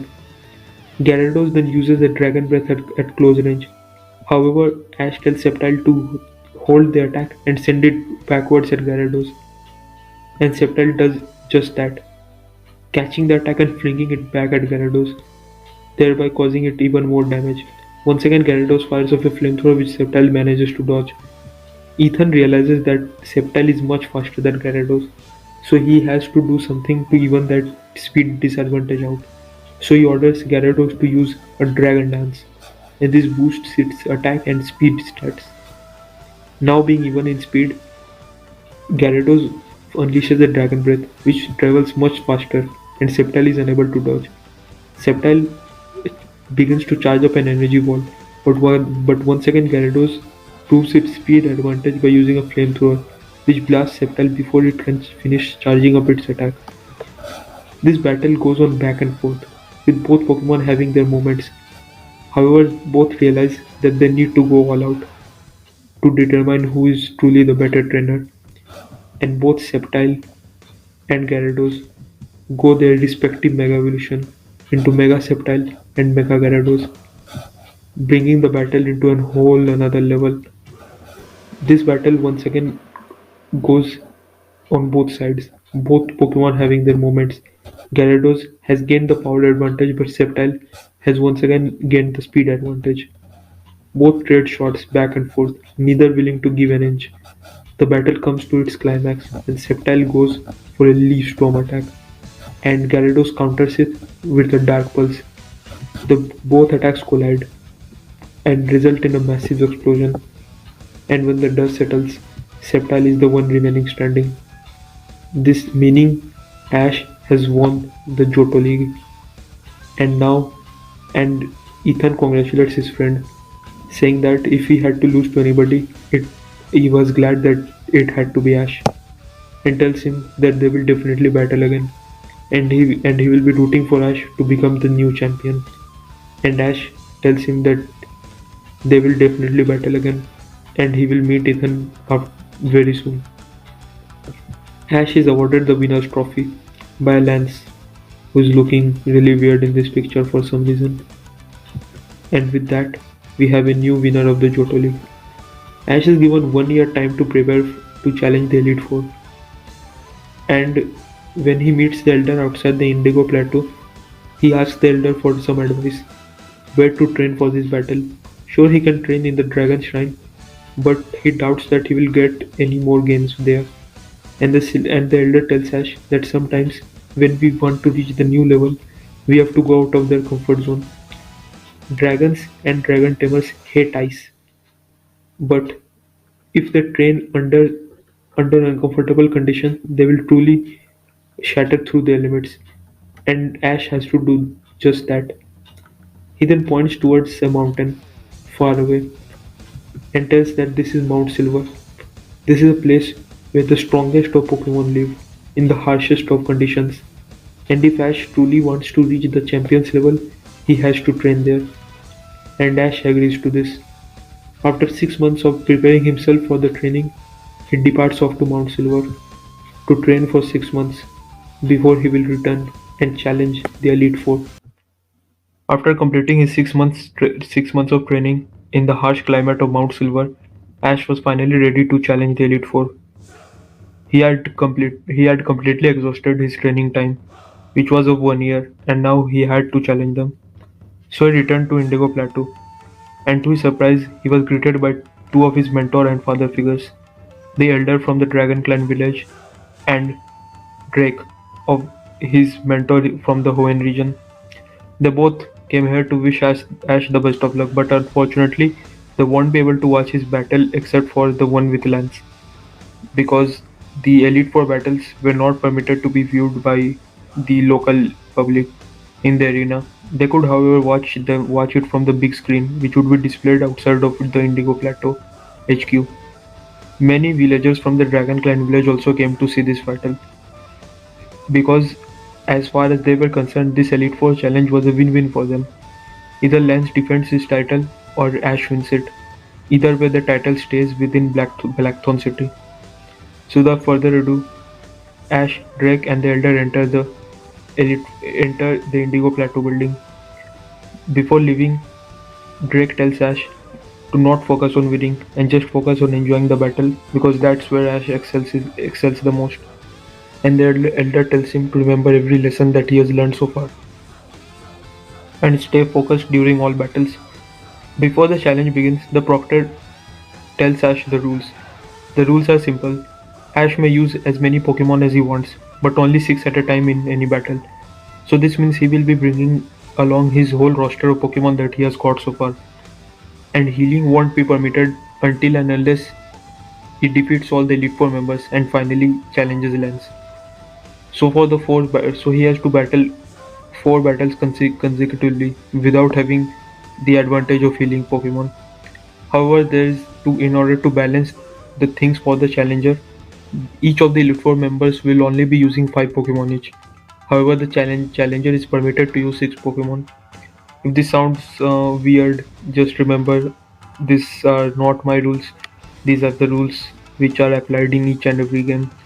I just tweaked some things just to make battles more interesting and reserve something for the final part without giving much spoilers.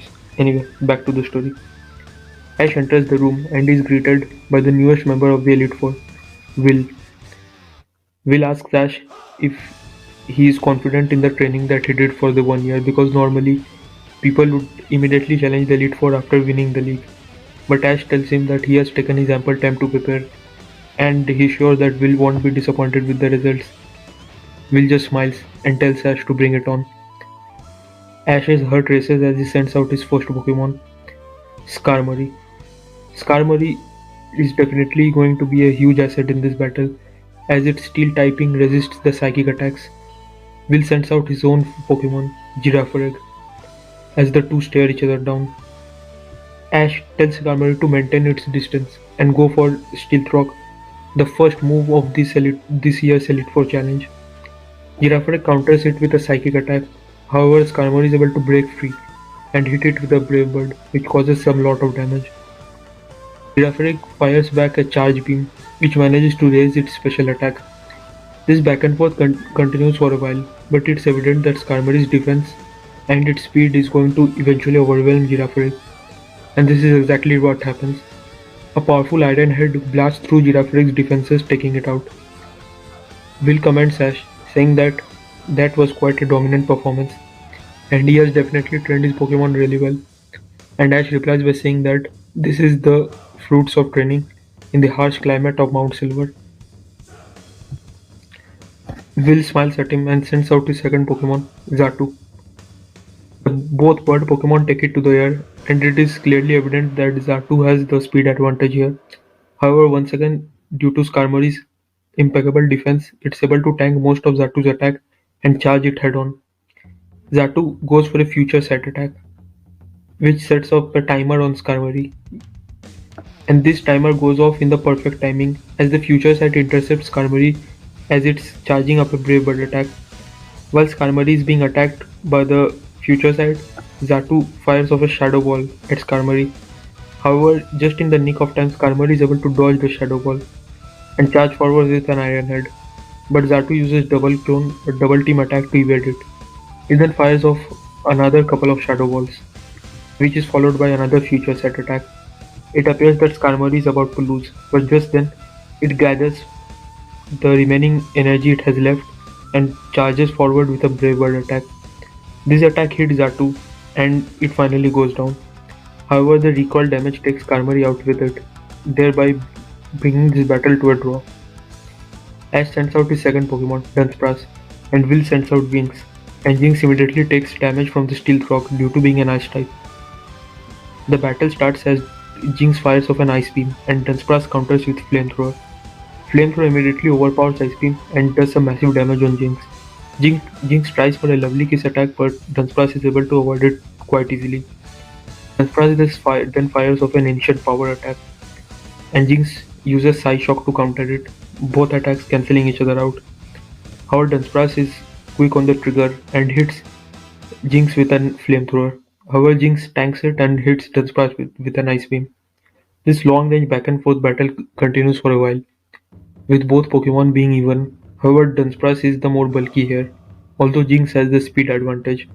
So although Jinx hits more often than Dunsparce does, Dunsparce is able to tank those damage, and the power difference is and the stamina difference is completely visible, as Dunsparce is not getting tired at all, while the battle is taking a toll on Jinx. Eventually, Dunsparce uses an Ancient Power, which manages to take Jinx out due to being tired, and this also grants Dunsparce a boost in its abilities. The next Pokemon that Will sends out is his Slowking, and it immediately counters Dunsparce's Flamethrower with a Scald attack. Scald overpowers Flamethrower and hits Dunsparce, causing it a burn. Dunsparce is able to fire off multiple Shadow Balls. However, just before the hit Slowking, it uses Teleport to go back into Will's Pokeball, and Will sends out Gardevoir as his final Pokemon. Gardevoir uses a Psychic attack to hold Dunsparce in its place. Dunsparce tries some Shadow Ball attacks, but Gardevoir is able to dodge them pretty easily. It then follows up by Moonblast, which finally takes the tired normal Pokemon out after battling 3 different opponents. Ash is unfazed and sends out his Dragalge. Dragalge uses a Sludge Wave attack, which Gardevoir blocks by using Psychic. However, Sludge Wave manages to overpower Psychic and hit Gardevoir head-on, taking the Pokemon out. Will sends out his Slowking, and despite having the type advantage, Slowking is unable to do any major damage on Dragalge, thus proving that Dragalge's level is way above that of Slowking's. Dragalge uses a Draco Meteor attack, which takes the Water and Psychic type out, thereby giving Ash the victory. Will congratulates Ash, but says that the real challenge has just begun, as the next member of the Elite Four is stronger than he is, and Ash thanks him for the battle and says that he looks forward to when Will challenge him for the title after he has won. Will says he doubts that Ash will get past the next challenge, but Ash just smirks at him and goes forward to the next room. Here, as he enters the room, he could not see anyone, but just then Koga leaps out of some bushes, surprising Ash. Ash tells him that's a weird way of greeting someone, and Koga replies by saying that this is the forest. Here nobody's your friends and there are no greetings. You should always stay on your guard, or you will be swallowed whole by the devastating nature, I guess. Without any warning whatsoever, Koga sends out his first Pokemon, Muk, and Ash in a panic sends out Dragalge, not really thinking, but then he realizes that their poisons might cancel each other out, and Dragalge will be able to match Muk in its bulkiness and maybe overpower it using its long range attacks. The battle begins as both poison Pokemon use Sludge Wave and Sludge Bomb respectively, cancelling each other out. Dragalge once again fires off a Draco Meteor attack. However, Muk is able to slither through the incoming meteor, surprising everyone, and hits Dragalge with a Body Slam attack. Outside, the Elder and Drake are watching this battle, and Drake comments that Ash got a little too overzealous in Dragalge's power. Dragalge is able to use a Dragon Pulse to the ground to shake Muk off itself, as they both hit the ceiling. and then it traps Muk using its tentacles and hits it with a dragon pulse at close range. This attack is powerful enough to take Muk out. However, before going down, Muk manages to hit Dragalge with an ice punch, which also takes it out. The next Pokemon that Koga sends out is his Gyarados, and Ash just smiles. He thanks Koga for the battle and replies and says that this battle is already over. Koga is surprised by saying that they are 1-1, so how is this battle over? And Ash tells him that right now he's about to test something, which he thought of reserving for Lance, but it would be a good warm-up for his next Pokemon. And with a sheer amount of confidence, Ash sends out his next Pokemon, a fully grown Latias. Latias roars into the battlefield, and Ash orders it to use a Mist Ball. The Mist Ball hits Gyarados head-on, taking it out in one blow. Koga is immediately shook by this, as he did not expect his Gyarados to be taken out with one attack. However, he tries to maintain his composure and sends out Venomoth. Venomoth's, just like Gyarados, Venomoth's bug attacks might be able to give it some edge over Latias. That's what Koga thinks, but he's soon mistaken. Koga orders a stun spore attack, but Latias skillfully dodges it, displaying its huge speed advantage. Once again, one Mist Ball is all it takes to take Venomoth out. Everyone watching this is surprised. Ash is battling an Elite Four member and is making quick work of him, one-shotting two of his Pokemon. Granted that they had the type disadvantage coming into this battle, but this is just otherworldly power that Ash is displaying here. Koga sends out his final Pokemon, Crobat, and Crobat immediately takes it to the air with a Brave Bird attack, surprising everyone and showing that it not only matches Latias in its speed but also outspeeds it to an extent. Koga replies by saying that Crobat is his strongest Pokemon, and if Ash is able to defeat Crobat, he will gladly forfeit this battle, but he does not see that happening. Latias fires off a barrage of Shadow Balls, and once again Crobat is able to fly through it and hit Latias with a Brave Bird. Latias then powers up a Mist Ball attack and fires it at Crobat. Crobat once again tries to dodge it, but to its surprise, Latias is able to control the Mist Ball direction, making it impossible for Crobat to dodge. The Psychic Tap attack hits Crobat and takes it out. Although Koga has one final Pokemon in his arsenal, he chooses to forfeit this battle, saying that there is no way he could win this, and he congratulates Ash by saying that he hopes that Ash becomes the champion, as there is a need of new blood in the Elite Four. Ash thanks him and proceeds forward to the next room. There he meets the OG Black Belt, Bruno. Bruno tells Ash that he watched his battle with Koga, and if Ash thinks that such stunts will work on him, he is horribly mistaken. Ash replies by saying that he does not need Latias to defeat the likes of Bruno, and Bruno is immediately angered by the arrogance of this kid.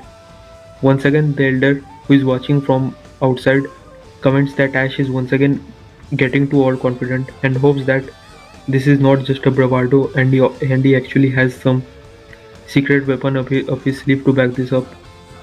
The battle begins as Bruno sends out his Hitmontop and Ash goes with Nidoking.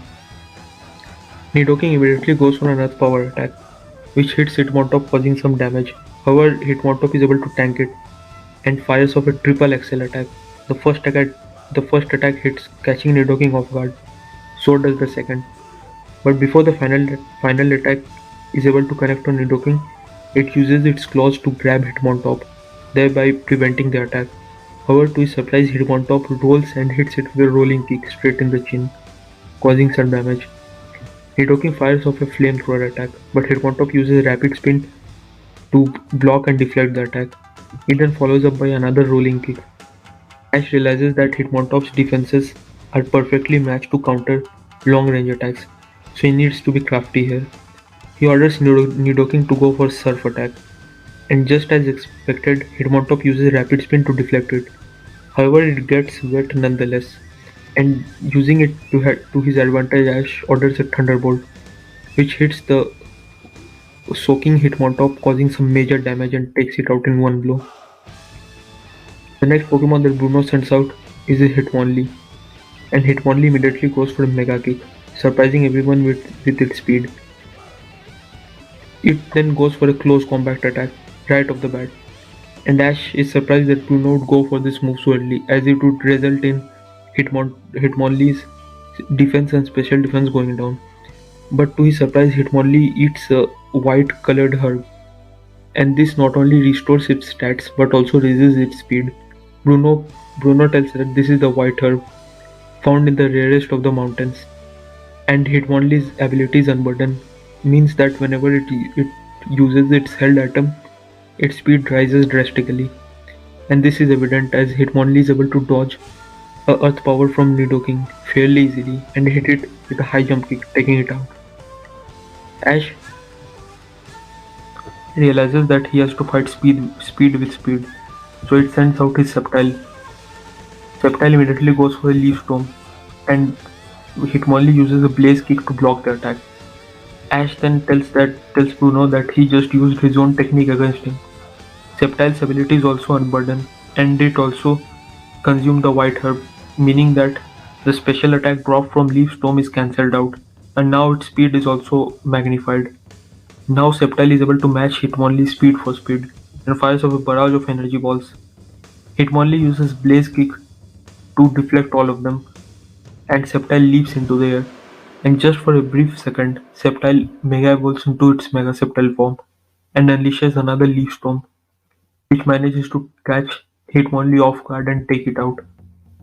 Ash immediately orders Sceptile to fall out of its Mega form and recalls it, reserving it for the later battles. He then sends out his Onyx, which immediately starts to glow and evolves into Steelix. He says that he should thank Jasmine for that, and if you don't remember, Ash left his Onyx to train with Jasmine, and she was nice enough to send it over with a metal coat, which ended up evolving it into Steelix. Nonetheless, Bruno sends out his Hitmonchan. However, he comments that the Steelix looks incredibly well trained. Hitmonchan fires off a Fire Punch attack, which hits Steelix head on. Both Steelix and Hitmonchan indulge in a close combat battle, and it appears that despite having the type disadvantage here, Steelix's impregnable defense is giving it the edge. It uses an Iron Tail to bind Hitmonchan in place and unleash a close-range Dragon Breath attack. This attack is enough to take, giving Ash the lead. Bruno then sends out his own secret weapon, which is his own Steelix. They both hide and snake Pokemon stare each other down and charge forward with a tackle attack, both hitting head-on. Then they both trade Iron Tail attacks. The sound of it is reminiscent of that of a sword fight, both Pokemon being too prideful to give each other any room for error, and they both continue their deadly duel. However, Ash's Steelix proves to be much more versatile with its attacks and is able to paralyze Bruno's Steelix with a Dragon Breath. This gives it enough edge, and after another barrage of Iron Tails colliding with each other, Bruno's Steelix goes down, proving Ash's Steelix superiority over it. The final Pokemon in Bruno's arsenal is his Machamp, and although Steelix just took out two of Bruno's Pokemon, it is extremely tired right now, and it takes just one single dynamic punch from the Machamp to take it out. Ash then resends his Nidoking to the battle, using a revive on it. Nidoking starts off with a Thunderbolt attack, which hits Machamp head on. Machamp then uses a Stone Edge, which cannot miss thanks to Machamp's Snow Guard ability. Nidoking then fires a Flamethrower attack, which Machamp blocks using a Stone Edge. It then fires off another Stone Edge, but Nidoking uses an Earth Power which overpowers Machamp's attack and hits it head on, taking it out, thus giving Ash the victory over Bruno. Bruno is extremely disappointed and does not offers Ash any greeting whatsoever. He tells him to go on and that he did his job. Ash walks into the final Elite Four room, and is greeted by Karen. Karen tells Ash that she watched all of his battle until now, and she is looking forward to this. And Ash tells her that he has heard of her and also saw her battle in the Pokemon World Tournament, and she is worthy enough for him to go all out here, using only his strongest Pokemon. And Karen says that she is looking forward to it. The battle starts with Ash sending out his Sceptile and Karen sending out her Umbreon. Sceptile fires off an energy ball and Umbreon counters it with a Dark Pulse. Umbreon then hits Sceptile with a Skull Bash attack, which Sceptile is able to deflect with its tail and hit Umbreon with a double energy ball. Once again they collide with Energy Ball and Dark Pulse, but Sceptile uses its ace up its sleeve, which is Focus Blast. This combination move of Focus Blast and Energy Ball is able to overpower Umbreon and take it out.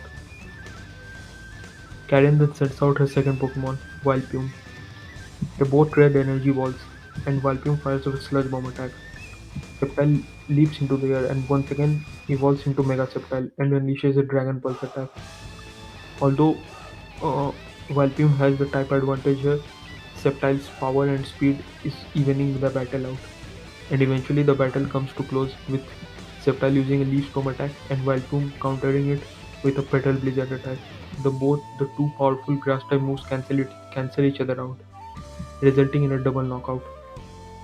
Ash then sends out his second Pokemon, Garchomp, and Karen sends out Murkrow. The battle ends before it could even properly begin, as Garchomp uses a Giga Impact and Murkrow uses Sky Attack. And the collision of these two moves results in Murkrow being knocked out. Karen sends out her third Pokemon, Gengar, and immediately Garchomp goes for a Dragon Rush attack, but Gengar counters it with an Icy Wind. This Icy Wind not only slows Garchomp down but also causes major damage due to being quadruply effective on it. And then Gengar uses a Will-O-Wisp attack, which causes a burn on Garchomp. However, Garchomp is able to persevere through the attack and hit Gengar with an Earthquake, taking it out. However, the accumulated damage also takes it out, thereby resulting in yet another double knockout. Karen sends out her Houndoom as her final Pokemon, and Ash sends out Tyranitar. The board Karen comments on Tyranitar's appearance, saying that it looks like a dark type, but she recognizes Dark Aura and Tyranitar has absolutely no Dark Aura in it. And Ash replies by saying that Tyranitar is a part Dragon type, and this intrigues Karen's interest, and she tells that this battle will be interesting. Houndoom fires off a Dark Pulse attack, and Tyranitar counters it with its own variation of Dark Pulse. And to everyone's surprise, Tyranitar's attack is able to overpower Houndoom. It not only hits Houndoom but also takes it out in one shot, thereby proving to everyone that Tyranitar is on a whole another level right now.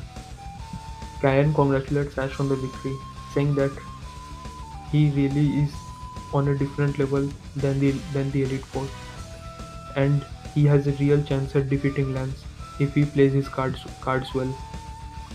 Before moving on to the final room, Ash is able to heal his Pokemon and select the 6 Pokemon that he will be using for the final battle against his idol and hero, Lance.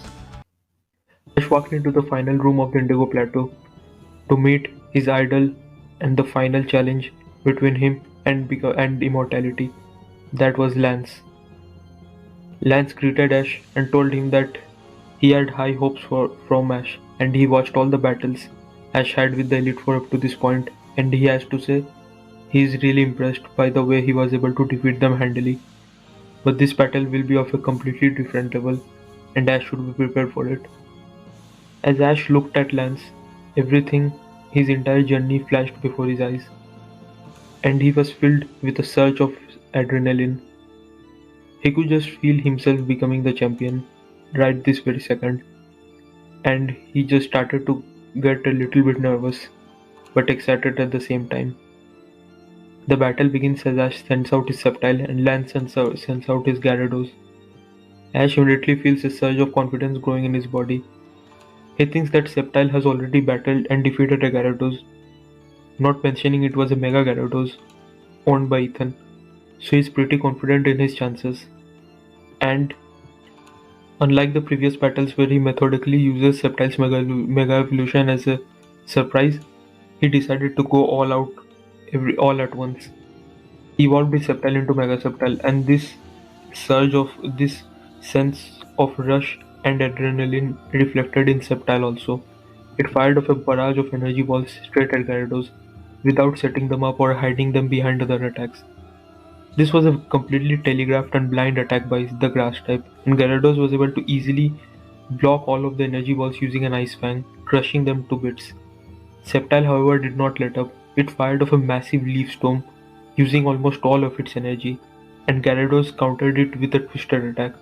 Although the Dragon type move was able to block most of the Leaf Storm, it still managed to hit Gyarados. Sceptile then followed it up by another Leaf Storm attack. This was also mostly dodged by Gyarados, but Ash did not notice it. Ash and Sceptile were just charging in head thrust without predicting their opponent's movement, just blindly firing powerful attack after powerful attack. And although they did not notice it, Gyarados was mostly blocking or even dodging most of these attacks. And although Sceptile was the one attacking the most, his attacks were not hitting Gyarados as much as he thought they would. Sceptile then fired off another Leaf Storm, and the continuous usage of this move led to its special attack dropping harshly. This allowed Gyarados to use a Twister attack, and this time Twister was able to overpower Sceptile and hit it head on. This attack caused a lot of damage, and then it dawned on Ash. He just expended most of Sceptile's energy in just one go, with most attacks didn't even hitting the target. But it was too little too late. Gyarados moved in on the tired Sceptile and hit it with an Ice Fang. The quadruple effective move was enough to take Sceptile out, thereby taking out Ash's Mega in the very first battle. Ash soon realized what just happened, and this gave him flashbacks of the time that he lost 4 battles in a row. He somehow regained his senses as he realized that he cannot do this to him again. He promised himself that he would never feel that way ever again, and this was the chance to prove everyone wrong. He thought about it. Yeah, so I lost my Mega, but I still have 5 Pokemon remaining, and Gyarados has taken a little bit of damage. So if there is a will, there is a way, and something will be better than nothing. So he decides to make do with what he has, as he sends out his Milotic. The Elder and Drake watching this realized that Ash had made a drastic mistake right off the bat, but they still believed in his ability to learn and adapt, even if it was during one of the most highly tensed battle of all time.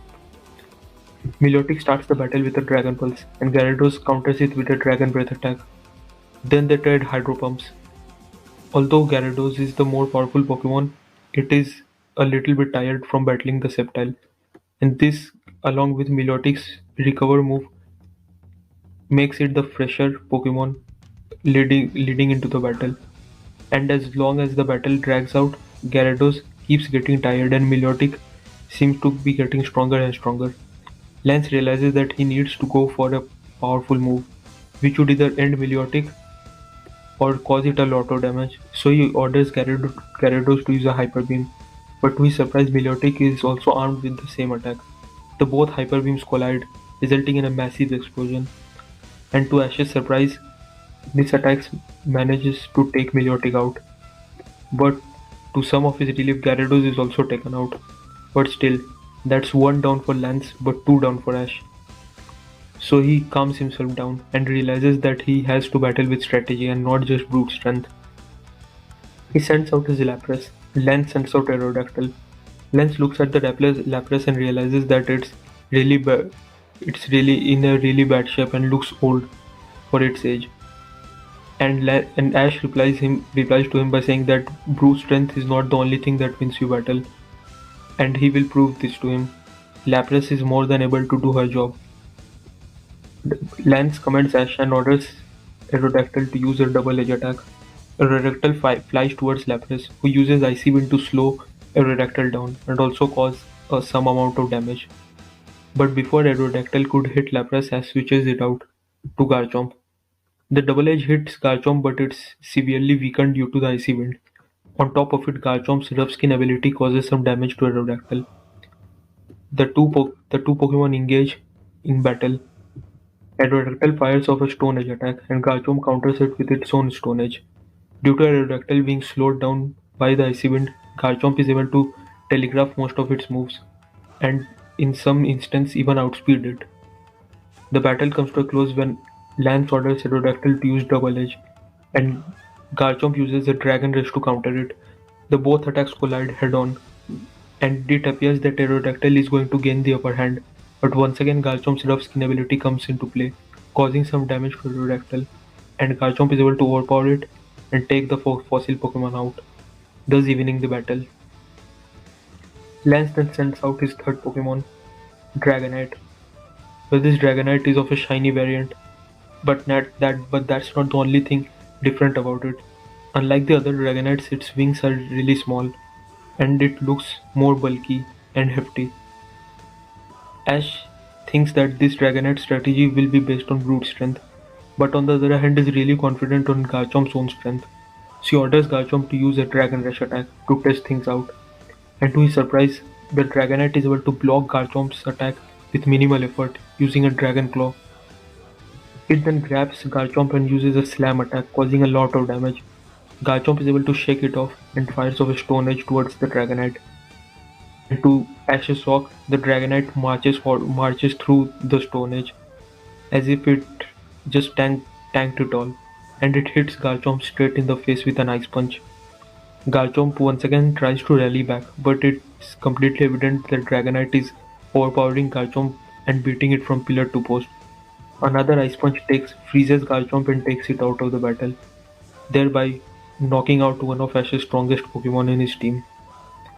Ash realizes that this Dragonite needs to be slowed down before attacking, so he once again sends out his Lapras.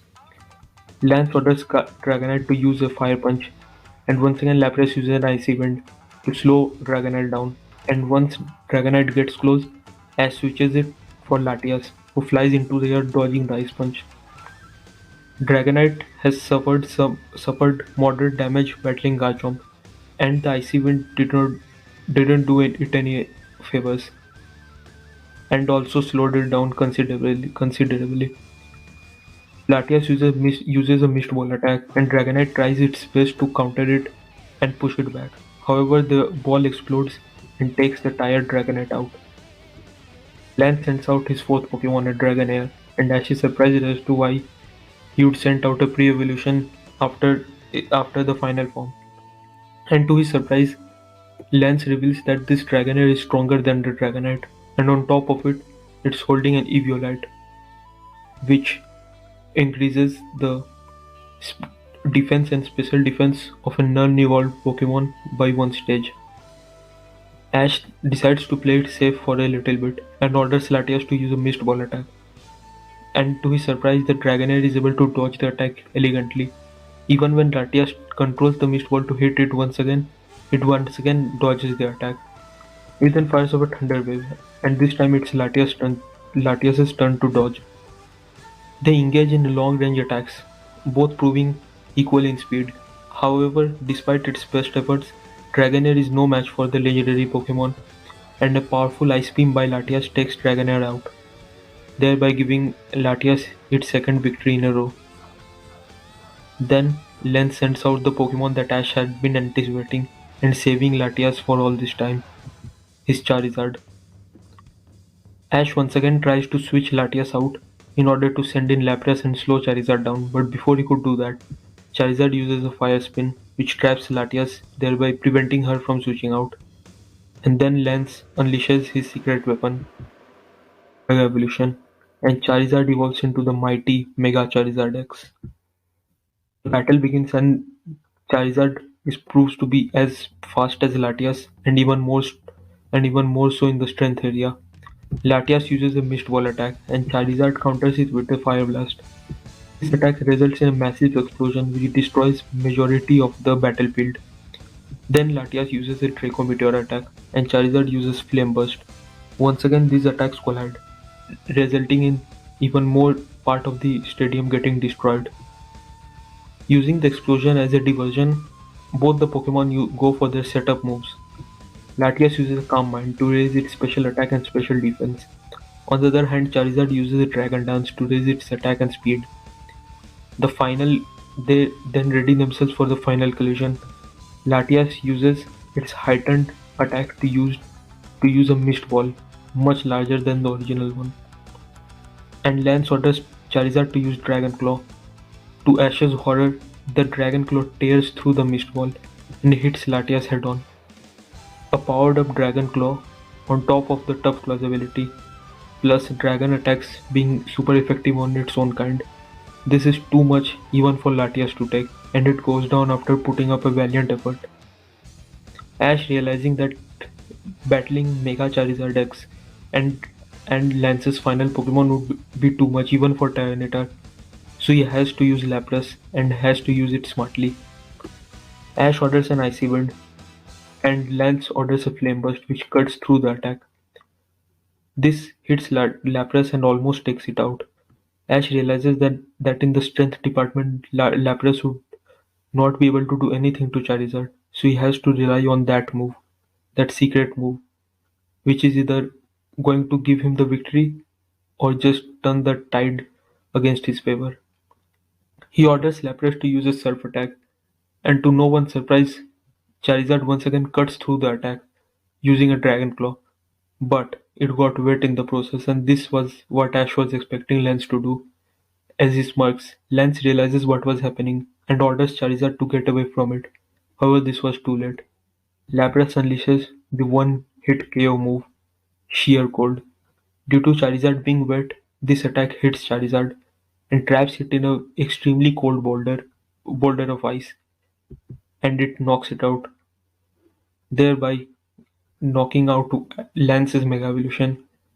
This means that now Ash has two Pokemon remaining and Lance has only one. But Lapras has taken a considerable amount of damage and is almost out of energy. If you are reacting to this way, I'm really sorry. I love Charizard, but I had to do it. Plot called for it. Lance's final Pokemon is his Dragonite, and before the battle could even begin, Lapras collapses due to exhaustion, and Ash recalls it by congratulating it and saying it that it did her job. Ash's final Pokemon is his starter, Tyranitar, and in an ironic twist of fate, the Pokemon that was considered to be the weakest in Blackthorn City is battling against the Pokemon that was considered to be the strongest. The battle begins as Tyranitar uses its own variation of the Dark Pulse, and Dragonite uses extreme speed to dodge it and hit Tyranitar straight in the belly. Tyranitar shakes Dragonite off and they once again engage in a close range battle, where Dragonite proves to be the much stronger one. Using this as an advantage, Lance orders Dragonite to use Dragon Dance and then charge forward towards Tyranitar using a Brick Break attack. However, to his surprise, Ash orders Tyranitar to use Stone Edge, but instead of the regular Stone Edge, these rocks are of reddish color, similar to the meteors used in the Draco meteor attack, and these stopped Dragonite straight in its tracks. Lance comments on this by saying that this may be because of Tyranitar's dragon typing, and Ash confirms it. However, Dragonite uses extreme speed to get in close and hit Tyranitar with a Brick Break. Due to Tyranitar still being a part Dark type, this attack causes some massive damage. Then Tyranitar once again uses the Stone Edge, but this time Dragonite uses an Iron Tail to send them straight back at Tyranitar, doing even more damage. Tyranitar then uses its own version of Dragon Pulse, which Dragonite dodges once again, and readies itself for a Dragon Rush. Ash once again orders the Dragon Pulse to intercept Dragonite's attack, and to his horror, Lance orders Dragonite to spin with the attack, allowing it to surround itself in Tyranitar's Dragon Pulse, thereby supercharging its own Dragon Rush. And this combination attack hits Tyranitar, sending it crashing backwards. As Tyranitar falls back, smoke emits from its body, and the Proctor moves in to call for the battle, but Ash tells him to stop. Then he reminds Tyranitar of all the struggles and hard work they had been through, just for this moment, If Tyranitar gives up now, their entire journey will be for nothing. So he pleads with Tyranitar to get up, and Tyranitar responds to this as a bright red aura surrounds its entire body, and it becomes charged with a dragon-type energy. As Ash responds to this by saying that this is Tyranitar's special ability. When its health is below 1.1 by 4 of its original HP, its dragon type moves become supercharged. This is the dragon type variation of Blaze, Torrent, and Overgrow. Then Tyranitar unleashes its Stone Edge, this time powered up by its ability, and this is able to tear through Dragonite's Dragon Rush, causing massive damage to the dragon type. Dragonite uses the Dragon Dance one more time, and this results in an even more powerful Dragon Rush heading straight for Tyranitar. Ash realizes that Tyranitar won't be able to tank this attack, so he orders it to use Dragon Pulse. And this time, Tyranitar's Dragon Pulse takes the shape of a reddish dragon, which charges towards its opponent.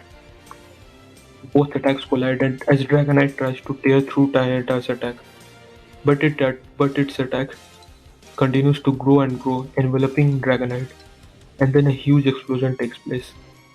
It destroys the entire battlefield, sending Lance and Ash flying backwards, requiring shelter to cover themselves from the falling debris.